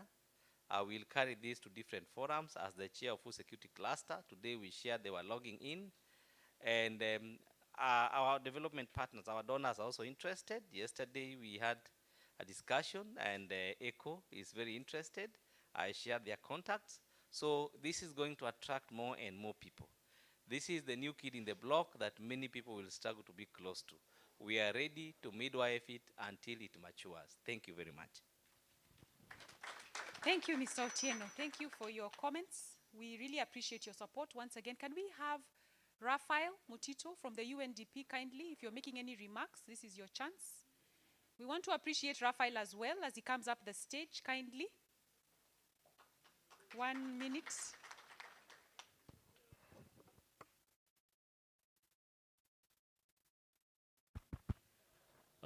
Thank you so much.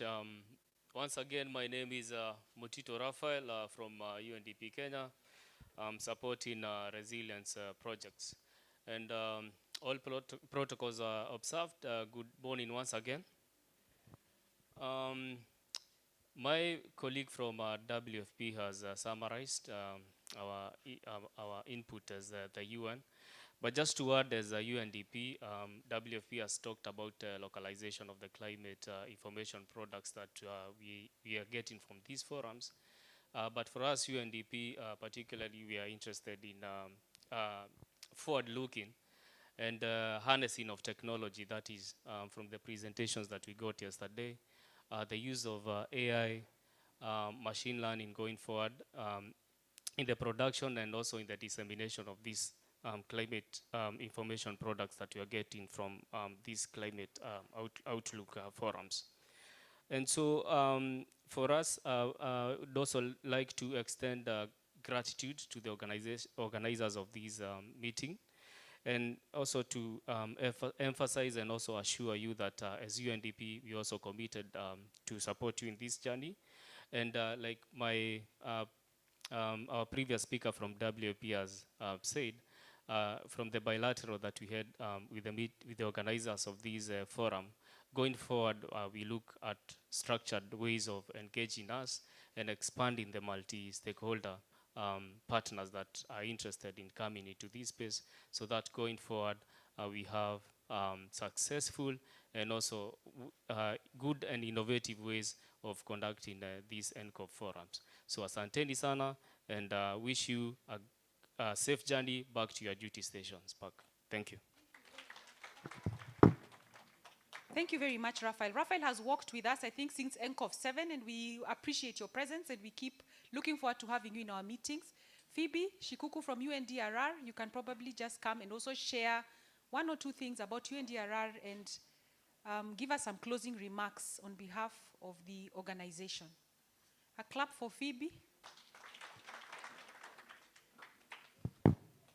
Yeah, thank you very much, Bahati. All protocol observed, ladies and gentlemen. I believe it's been a very interesting last 2 days, dissecting and reflecting on the October, November, December season, and also looking at what the March, April, May season holds for our country. And I think we've also realized and recognized that we have various challenges that are facing especially the poor and the marginalized people in our country, which remains to be very complex as well as also are multiple. But also interesting enough for me is that 10 years on, we have also been able to reflect on the impact that this very important platform has had on the operations of the Kenya Meteorological Department as a producer of weather and climate services, but also on the various users who remain present here today. We've also talked about our expectations as users of climate information services, but also I believe we have discussed about ways of how we can make this platform more impactful moving forward. As was mentioned, we have the seasonal forecast already released a month prior to the start of the season. And as the English proverb says, the early bird catches the most worm. I believe as different stakeholders here will be able to catch many worms, especially that you have been given this information quite early. I think my colleagues have talked about the importance of being armed now that you have been forewarned. The work starts now. Actually, immediately we leave this room. What we have done is just the beginning, but I think the main work will start immediately we step out of that door. It will be about securing that grandmother who is depending on their few animals or few chicken when they go back home. It's about securing that school that remains critical in terms of the lives of the young ones and the future that they want to be. I think from the UNDRR, this user platform remains one of the key ways of supporting us to achieve the Sendai framework, which is just 5 years away in terms of helping people to understand the different risks that they face, but also to come up with different mitigation and adaptation measures that they can be able to take so as to save their lives as well as livelihoods. I just want to also mention that as one of the colleagues of the Early Warnings for All initiative, we look forward to supporting the National Disaster Operations Center, who are working very closely with the Kenya Meteorological Department in ensuring that we are actually able to support the implementation of this initiative to ensure that everyone is covered by early warning systems by 2027. I think my colleagues have mentioned from the UN agency, we remain committed to working with the Kenya Meteorological Department to continue to make this platform more impactful, to ensure that you are able to cascade down what we are doing at the national level to the county levels, and ensuring that at the end of the day, the last meter is actually reached. I just want to say thank you to the Kenya Meteorological Department, the different government agencies, partners who are here, who have made this platform possible and successful. As UNDRR, again, I just want to reiterate what I mentioned to our directors yesterday, that we look forward to supporting you in the October-November National Climate Outlook Forum for 2025 and also 2026 and 2027. So consider us as a partner and consider us as one of you in this quest of enhancing climate services for early warning and early action. Thank you very much, and I wish you safe travels for those who are going back to Nairobi. For those who are remaining here, thank you for welcoming us, and we believe that we are going to work very hard so that next time we'll be talking of a different story about our country and the resilience. Thank you. Thank you very much, Phoebe. We have gotten support. I think she has said it herself, up to 2027. So we will be looking for you, Phoebe, to continue keeping us together and making sure that we come back to Garissa, right? We can come back to Garissa. Garissa team, can we come back to Garissa? Yeah, thank you very much. So can we have now the Kenya Red Cross Society County Coordinator, Mr. Daudi. Mr. Daudi, is he in the room? Kenya Red Cross Society County Coordinator, Mr. Daudi. A round of applause for him. We appreciate your presence. Red Cross Nairobi has been very strong working with us, so we are very happy to have you with us. Mr. Daudi. Good afternoon, or is it good morning? Still morning, okay, thank you. I have a small speech to read. Distinguished guests, partners, and fellow humanitarians, the just concluded Climate Outlook Forum has provided critical insights into the March, April, May 2025 rainfall forecast. The projections indicate below average rainfall in several regions, particularly in ASAL counties, and potential flash floods in parts of Western Kenya, the Lake Victoria Basin, and the urban areas like Nairobi. The Kenya Red Cross Society preparedness is our priority. We are already scaling up early action to mitigate the impact of dry conditions in vulnerable areas while ensuring our response teams are on standby for potential flood emergencies. However, disaster preparedness is a collective effort. We call on stakeholders, government agencies, humanitarian partners, communities, and individuals to work together in early action, risk reduction, and resilience building. We must ensure that communities are well informed, prepared, and supported to withstand climate-related shocks like floods and droughts.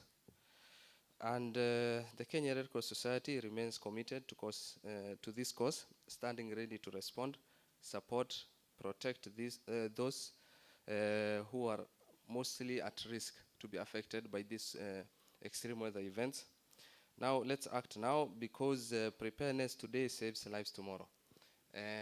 For Kenya Red Cross, we are also taking this opportunity to thank both the sets of government and other partners, and we ensure that we will work closely with them, and so that we are able to save lives and livelihoods, so that at least we alleviate the suffering of our people. Thank you so much. Thank you, Mr. Daudi, for coming to join us this afternoon. We appreciate your presence here. And now we will have the WISER project coordinator, Dr. Philip Omondi, who also works with the ICPAC, IGAD Climate Prediction and Application Center. And I request that he makes his remarks. Thank you very much, Madam Coordinator. Can see you are very able. Wamama wametosha. You are doing better than us. Thank you. Yeah, the Deputy County Commissioner, Director, Kenya Met Department, distinguished participants, ladies and gentlemen, all protocol observed. Good morning. I'm really humbled to see this event coming to an end, having been here in Garissa for the last 3 days. I want to say that we are really honored as WISER Kenya project just to grace this, to be invited for this very, very unique occasion, and also to maybe participate as a project. I just want to say that our team are really grateful to the organizers of this event. And one of the colleagues challenged us that we should do things differently. I want to say that this 10th Ncof has been done quite differently, where we have communities joining us and gender consideration taken into consideration. We have also had for the first time the Ncof provided in January as opposed to previously February. So those are things to me that are different. So congratulations, Kenya Met Department. You are moving many miles far, and you are setting pace for the region. I want to conclude by saying that we are taking this further to county level because WISER project is implemented in Tana River and Garissa. We have organized for participatory scenario planning that will take place in Ijara sub-county, in Masalani from 17th and 18th. Then after that, we cross over to Tana River for PSP, so that we make sure that this very useful information is further downscaled to end users, to community level. And it is my belief that we are getting this information started from the regional level. We now at national, we are going to sub-national and hopefully down to household level. And in this way, I believe that if we take this message seriously, our lives is going to be changed. So thank you so much for the opportunity again. I also want to join my colleague by saying that when traveling back, wherever you came from, have a safe journey. God bless you all. Thank you very much, Dr. Omondi. We appreciate your support to this project and this activity that we are doing as KMD. There's a lot of feedback on the mic, but I think my voice is loud enough. I don't know what I will do. It's okay. Oh, I'm close to the speaker. Thank you, Chito. I'm not a tech person. Yeah, I just talk a lot.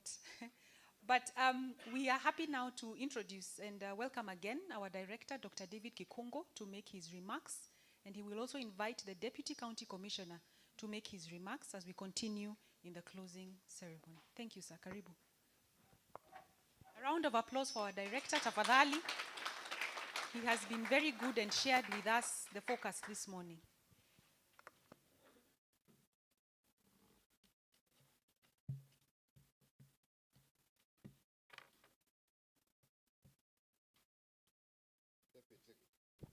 Deputy County Commissioner, Garissa County, Mr. Okiring Sebastian, colleagues from the various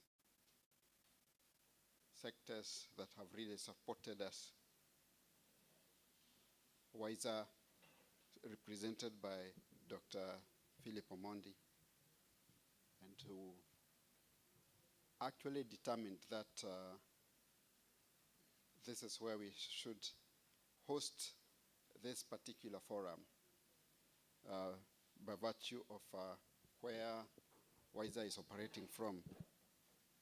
We are really grateful that what started as a dream with a lot of questions. Really, Garissa, is that where you want to go? Huh? Do you have numbers? I've been keen to send numbers because that is important. And teaming up with Kenya Red Cross, I think you've been thanked enough. I'll just mention, because I need to let you know that we appreciate the efforts you make working with us and helping us get there. WFP, thank you for your effort and even your kind words. UNDP, represented by Rafael Mutito, we appreciate you. ICPAC, our colleagues in many ways. If they are not our children, they are our brothers or sisters. And I think I cannot say enough. We appreciate all of you. Did I mention UNDRR? Yes, yes. Represented by somebody who should actually be working in KMD. Yes, we appreciate all of you, and thank you for your participation here. Thank you for making it so lively. There were tendencies to fall asleep, but the system made sure that no one needed to wake you up. You actually asked yourself, do you really want to miss this? So these are natural dynamics, and I appreciate all of that. There were questions that came to my mind that traveled this way, and it is a good thing to get here by road, Bwana DCC, because you see a lot of things. And one of the questions, because we have livestock where I come from, one of the questions that for the first time came to my mind is that while we have various colors of the cattle we keep out there, black ones, brown ones, white ones, and so on, how comes we do not have black camels? All the camels I see are all of one color. Huh? Migiro, do you have an answer? Huh? Yes, I've been to quite a number of places in this zone. Isiolo, many places, and you know Isiolo is quite vast. To Garissa, this is not the first time. And all the camels I see. Yes, I have seen, yes, some parts of Embu. I saw quite a huge herd of them, and they were all of one color. Somebody should get me an answer for that one. Anyway, it's my pleasure to invite the DCC to come and address us. Your your boss was kind enough to visit us on the day we opened this session, the discussions, and so on, and also addressed us. And we feel honored that even though he couldn't come, could send you so that we don't feel like we are intruding. So I want to give you this opportunity, sir, to come and address us. And since we have said everything that could have been said, there is no harm if you declare the workshop officially closed.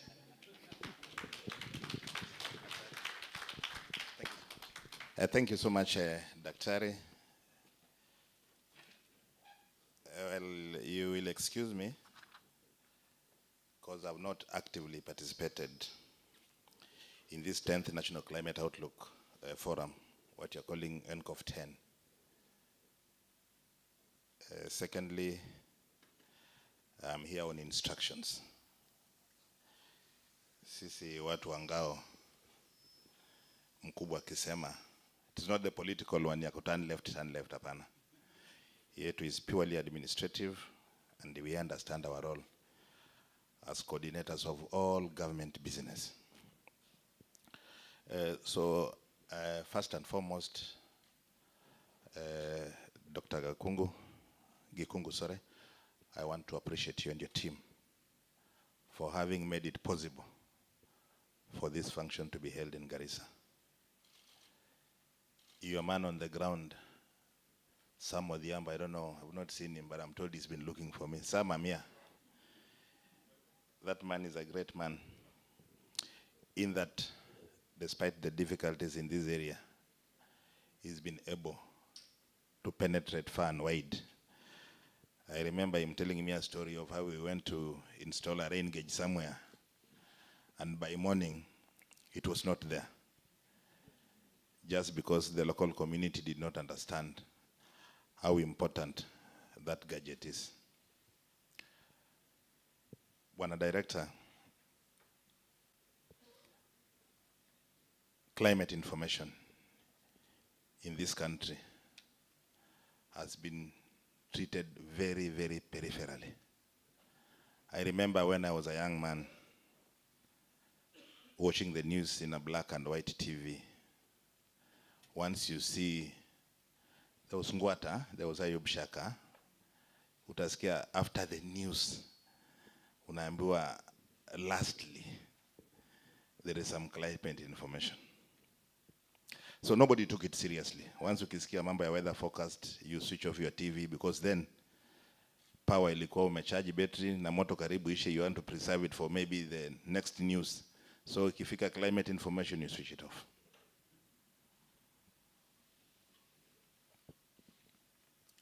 That has resulted the majority of areas suffering very, very serious consequences. Daktari, I'm not a scientist,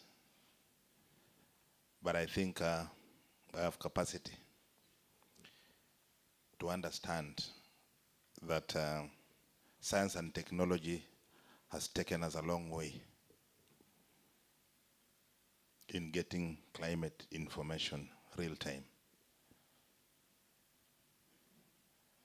Today, at the comfort of wherever you are, at the touch of a button, you can get climate information from your phone. Ama ni simu yangu tu, unajua my phone is also very outdated. I don't know, sikia kuna simu siku hizi iko na AI. But I still appreciate technology for how far it has brought us. So when a director bringing this to Garissa, initially when I was talking to Odhiambo, alikuwa ananiambia unajua this thing mkubwa imefanywa in big cities. So watu wa Garissa mpo? So we clap for ourselves for having been recognized as one of the big cities. So thank you very much, Daktari, for identifying Garissa. The partners who have been very instrumental in this process. Ncof is a process, I believe. Yeah, the partners who have actively participated in this process, you mentioned Daktari, World Food Program. Peter has been interacting closely with me, though not formally in this engagement, but socially, he's been keeping me up to date on what is going on. The Kenya Red Cross has been with us. In fact, last week, they were very key presenters in our county service delivery meeting, which is chaired by our Excellency the Governor and co-chaired by my boss, the County Commissioner, the UNDP, WISA, who have been leading in disseminating this information in this area, led by Dr. Philip Omondi. And then I have seen Phoebe for the first time today, UNDRR. I want to thank you all for the role you've played, and other partners who have played a key role in Ncof 10 for the effort you put in and the kind of output that you've come up with. Sometimes information on climate, like we have done the national one today, may not be a reflection, but when you go back and break it down to county, to ward, it gives clarity of what levels of preparedness we require in every area. So I really want to appreciate and wish to commit that as the national government administration, we will play a key role with all the partners in ensuring that we disseminate this information and we prepare our communities for the consequences of whatever the climate or weather portends on us.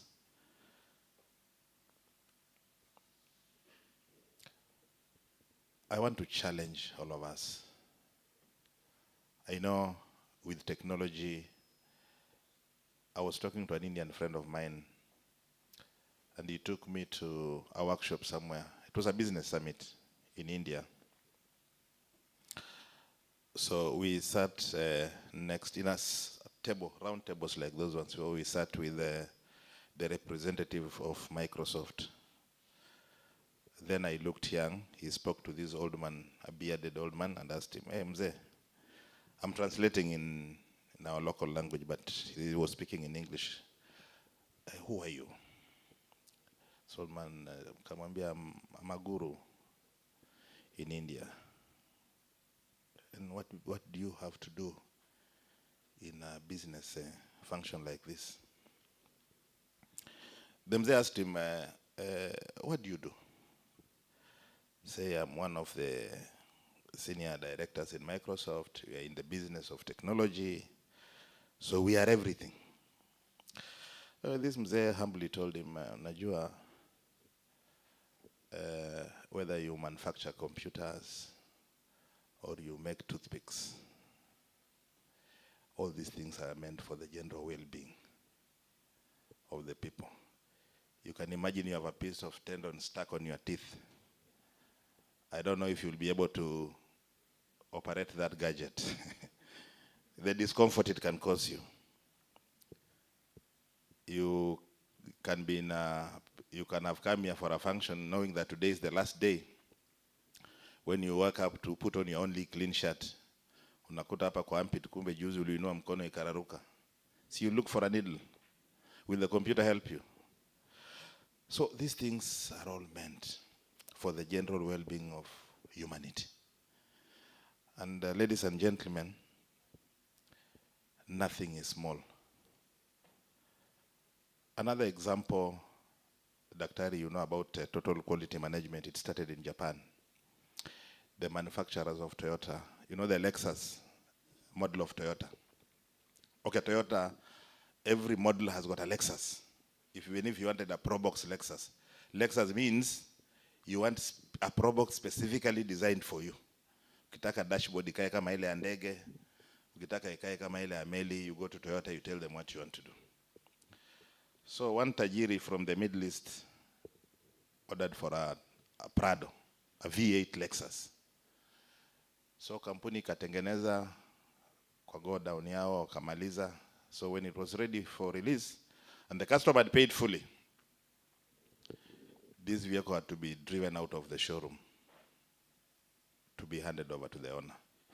Incidentally, at the exit, you know, there is a concrete bar, above which we have other floors. So this Lexus, V8 Lexus, could not go through that gate because it was above the barrier by about half an inch. So the board of directors had a series of meetings thinking of what to do. Proposals came flying all around. Let us chop off the top, we get it out, fix it, and then he said, no, that will not be the original design of that car. Many suggestions came in. Tubomoe nyumba, sema na hizi floors za juu zote tutamwaga chini. It will be more expensive than the vehicle. Let us ask for more time from the owner. He said, no, mi nataka gari yangu. So the foreman was disturbed. He was coming to the workshop very early. It took about a week, discussions on how to get this vehicle out. The watchman, being keen on how his bosses were behaving, asked the foreman, excuse me, sir, I have seen you people troubled the whole of last week. What is the matter? Tewe unanisumbua bwana. Naona hii gari imetusumbua sana, hatuwezi kuitoa hapa, mwenyewe ametuweka pressure. We are now forced to compensate him for the time wasted. So the watchman asked, what is the exact problem? We can't get this thing out of this exit. So the watchman walked him up to the go down. Open. The watchman asked, Sasa, foreman, supposing we deflate this vehicle slightly, then we push it out, then inflate it. Did it work? So is that watchman somebody to be looked down upon? So ladies and gentlemen, as we do whatever we do, let us have everybody on board, and that is the only way we can succeed. No idea is small. No information is irrelevant. So ladies and gentlemen, KMD and partners, let us continue to work together. We as national government, as I had said earlier, will come in to mobilize our communities to share climate information. I want to thank you for having released this 1 month early. I expect that within the shortest time possible, we'll have disaggregated information so that we can know what advice to give to our communities. The farmers along Tana River, the pastoralists. No, Daktari, we are aware that today, mtu akibomokewa na nyumba Nairobi, they'll take KMD to court that you didn't give me information in time. Ama nasema uongo, see, we have gone to court and we will continue to go to court. So I think that also is giving us a push to see to it that we share this information in time. So I don't want to belabor so much. We are in a process. Please let us give this process the energy, the vigor, so that the consumers of the information that we give benefit appropriately. With those many remarks, I want to wish all of you who will be traveling out of Garissa journey masses, but I want to request for the sake of the business community, you stay around kidogo, so that the business community can continue to benefit from whatever you have. But if you must travel journey masses, tembeeni salama. I want to assure you that zamani ungepita nguni bila escort. Today you can drive in and out of Garissa anytime, 24/7. As you drive out of Garissa towards Mwingi, please also have a keen look. I don't know whether we have the forest department with us, but you can see how much disaster is on that road in the name of Chako. Where I come from, I have trees all over. but I've never seen a bag of charcoal on sale.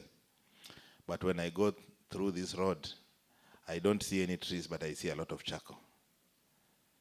Where that charcoal comes from, if it is coming from west, well and good. But if it is coming from the shrubs I see that take 100 years to grow to what they are today, you can imagine how much harm we are causing and the long-term consequences of that practice.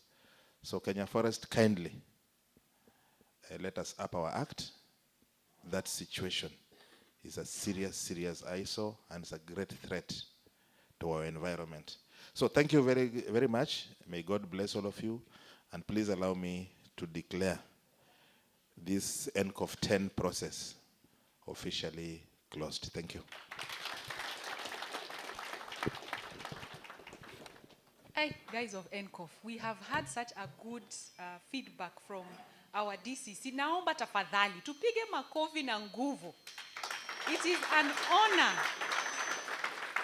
to have him with us. He has given us wonderful feedback. He has shared that this information, just what we were doing, co-producing, co-designing, co-developing, all that. He has repeated all that, and we thank you so much, sir, for your time, and we look forward to working with you in the future. Odhiambo, umepewa sifa mbele ya boss. We clap for you also. Yeah, so we recognize the work that you're doing in this county, and we also appreciate you. So ladies and gentlemen, ja tuko nayo hatuna. Yeah, but before we finish, I want to invite a very special person, Mr. Muriuki Edward, to come and give the vote of thanks. Mr. Muriuki is the Deputy Director in charge of the Institute and the Principal of the Institute of Meteorological Training and Research in Nairobi. And he will give his vote of thanks and make an announcement for lunch and tea. Nasikia mtakunywa zote pamoja. Asanteni sana, and I will not see you again. Safe journey, everybody.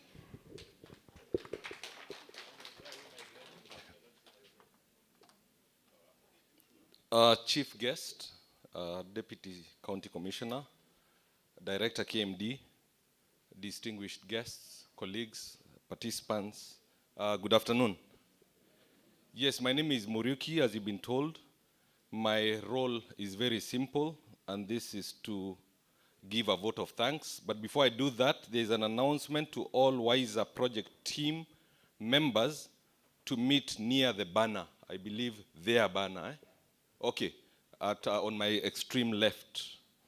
So, vote of thanks. I wish to begin by thanking the Almighty God, because without His grace, we would not have been here. We thank Him for journey mercies. We thank Him for He has protected us during our stay here. And we are generally in good shape. And I think in Arabic we say, Alhamdulillah. Did I pronounce it right? Yes. We also wish to thank the distinguished guests who have been able to honor our invitation and grace this event. We appreciate your very, very inspiring speech that you made today. We also wish to recognize the role played by the donors, various donors. We have WISER, FLOCA, Government of Kenya, Red Cross, UNDP, and also the World Food Programme. Thank you so much for sponsoring Ncof 10, and we look forward to continued collaboration. We also wish to thank the organizing committee that has been handling this for the planning and the execution. We've had a very, very successful event, and thanks to the team for the good work and the coordination. Thank you to the County Director Odhiambo for handling, also assisting in the logistics. Some of us did not know where we would stay, but he made our visit so comfortable. We also had group discussions. We thank the group discussion leaders for steering these groups in preparation for the detailed and very informative presentations that we have received both today and yesterday. We also wish to thank the technical and support team, the ones that are covering this, the ICT personnel, the media. Kudos to you. I believe that we are also streaming online, and this is courtesy of the technical team. Media, again, I can't fail to thank you so much. On the same day that we had this event opened, we were able to see the coverage in the media, and we are truly grateful. The Secretariat, there has been a team of very quiet gentlemen here working very, very tirelessly to ensure that the documentation and the report writing is done, thanks to you. Mesilal, the transport officer, thank you so much for handling the transport logistics. You and your drivers, and for bringing us well over here. And I believe that you've made similar arrangements for us on our way back. The hotel, we've enjoyed quite some good hospitality. We've enjoyed their refreshments. We've enjoyed their meals. And we want to thank them so much. There could have been a few challenges here and there. But as they say, if something went wrong, tell them. If something went well, you tell others. So we can give them feedback so that they are able to improve. To each one of us, I believe each one of us has made a significant contribution to the success of this event. I want you to kindly turn to the person on your left and on your right and tell them that they are active. Just shake their hands and thank them for their active participation and engagement. And thank him for having been a good neighbor throughout this meeting. And with that, I come to the end of my vote of thanks, and I hand over the mic to... Okay. I believe we'll have the closing prayers that will be led by our Sheikh. Do we stand? For you, it's okay. We can... Will you come over, please? Let's appreciate he has been opening and closing for us with a word of prayer. Na tunashukuru. Bismillahirrahmanirrahim. Leo naombea wananchi, naombea wanasayansi, naombea our director KMD, and all the stakeholders, mostly WISA and UNDP and URR, and also World Food Program, plus all the stakeholders. And Mungu atupeleke amani kwenda Garissa, kwenda nyumbani au kurudi Nairobi. Na kitu kama hii is eye-opening for the communities, mostly the women, the youth, and the elders, so that it can improve Kenya. If we could start such a thing from 1963, leo tungekuwa very far. Lakini tulikuwa tunatoa tu news kwa radio. Lakini meeting kama hii, all stakeholders, what have you did? What have you have done? What program is going to the National Treasury? That blessing is to the director. Hiyo yote ametuunda na ametutengeza. So thank you very much. Mungu atulinde. Thank you. Alhamdulillahi Rabbil Alamin, Ar-Rahman Ar-Rahim, Malik Yawmuddin. إياك نعبد وإياك نستعين اهدنا الصراط المستقيم صراط الذين أنعمت عليهم غير المغضوب عليهم ولا الضالين. Amen. Amen. Thank you so much. I don't know whether there is any announcement regarding housekeeping, Bahati or Masika. Or interview. Interview the director.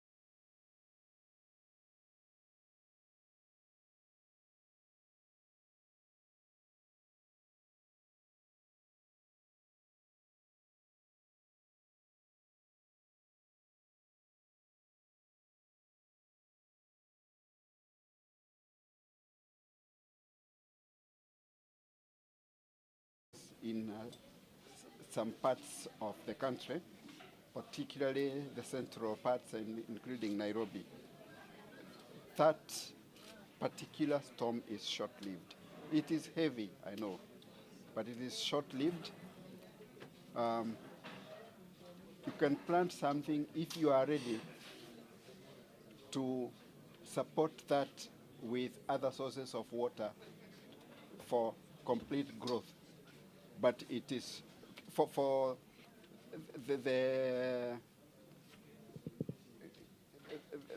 the parts of the country where they depend on rain for water to grow their crops. It's advisable to wait for the long rains, because we will announce that the rainfall, what you like calling official, the rainfall onset has started. We will announce that. Yes. And then the issue about the areas that are going to have below normal rainfall. Yes. What would you advise the people in that particular region, especially in terms of ensuring that they have water supply even as there will be limited rainfall? Okay, that's also a good question, because the information we give is meant to help somebody make a decision. If it is to the farmers, the next course of action would be to seek advice from those that are trained in that particular area. What kind of, because if, let's talk about maize, for example. There are varieties that are meant for different areas and different seasons. So you will be advised on what is best. Actually, that is what I find even myself. When I go to the, what are those shops called? Yes, when I go to that shop and I say, I want 2 kgs of maize for sowing. No, normally I'm asked, where do you want to plant? Yeah, because they are designed for different places and for different seasons. That's what I would advise anyone to do, unless you are an agronomist yourself, so you will know what to. Okay, my Yeah. other question is this, especially on the Nairobi issue. Mhm. Is it the urban heat island effect that is causing these frequent storms? Because when you look at what Hannah presented, Mhm. she talked about these clouds that form very fast and all of a sudden you have rainfall within Nairobi. Could we say this, the urban heat island effect is also having an effect on the rainfall that we are getting in Nairobi? And then what should be done to reduce these impacts? And what are the causes of that urban heat island effect? Normally, we do not have control over natural features, and what we do at best is to observe what is happening, because that is the mandate we have, and that is also the equipping that we have, that we will see. I think the lady of mentioning, Hannah, she works in the office where we deal with those models. We look at what is this model saying, what is this model saying, we compare, and we look at what is most applicable and suitable to our zone. And the information we have given is quite in line with that. So about what to do, again, I can best direct people depending on what, where you live, your occupation, and so on. Just before we get to that, Yes. we would like, if you don't mind, Yes. kindly just explain to us why is it that we're having these storms in Nairobi? That's what I'm explaining, Judy, if you allow me. Yes, because you've also talked about island effect, and I want to dispel all of that. Yes, yes, because those are other features. I started with talking about natural phenomena, and our inability to control that. Yes, you can, the equipping that I was talking about, when we give you the information, then you take action. Sometimes we may ask you to move away because we see danger coming, and danger can come in many ways.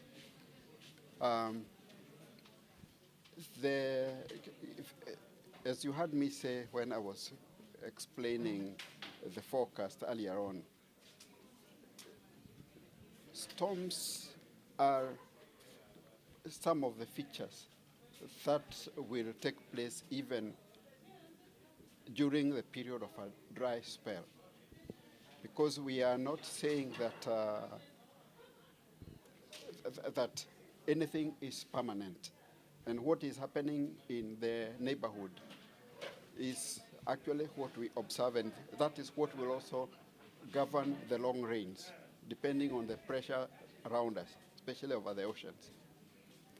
There is what we refer to as the intertropical convergence zone, which is really what characterizes the long rains over the Eastern Africa zone.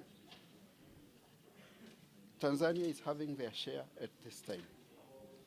And nothing is static. There is a lot of fluctuation. Sometimes it's less than normal, sometimes it's above normal. And what pushes it or drives it will once in a while drive it northwards. And it's part of what has happened. Sometimes there are tendencies to push it northwards, but then there may be features that do not support that. Now the winds, the systems are such that it's been possible to push it northwards, though it is confined to Kajiado, a bit of Western Kenya, and Nairobi, and a number of the counties in the central region. And you also asked about how long it's likely to last. Our models indicate that by tomorrow it will start going down, so that by Friday you may not have much of that. And that means we should go back to our drought situation or dry situation until the onset of the long rains. Storms are part of the features that we observe. Sometimes you may have a whole month, like February, where you have no rain, not a drop anywhere. But these dynamics are all over, and it can change. But just before it happens, a week or so, we should be able to see that and warn appropriately. Does that also answer the question of having hailstones in Othaya yesterday? Yes, it is part of it. Because you see, Othaya is real high ground. It's part of the places that we call high ground. And for clouds to fall back as rain, there has to be cooling. And the cooling sometimes, or a lot of times, is governed by how high. Yeah. So when you see what you are describing happening, it means the temperatures are quite low. And so that situation was conducive to the formation of very, very thick clouds. And when the time to fall came, they fell in that form.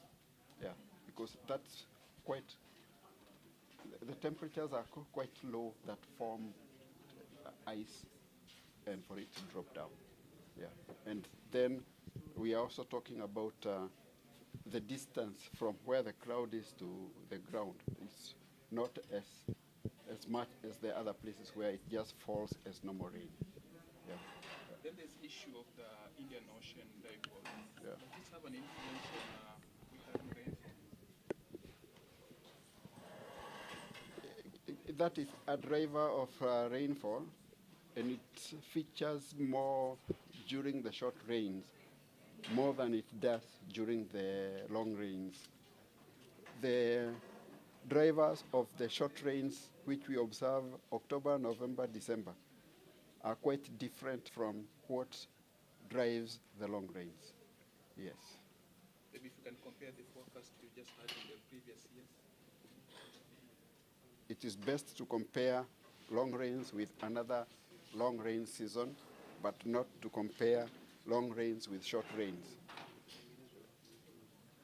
I'm not saying I can't compare at all, because I can tell you generally the long rains are longer than the short rains.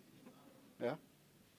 But that is where you reach, because like I said, they are not static. Sometimes we have short rains performing better than the long rains of the specific year. Okay? All right.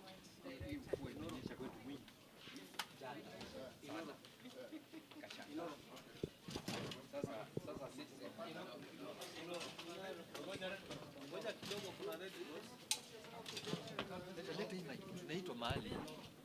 Kuna Red Cross kabla hatuja switch language. Kuna Red Cross kabla hawajaswitch language. Okay, wangapi wanataka Kigiriama? Inoro hii. Kidogo, mngoje kidogo. Ndio. Sawa.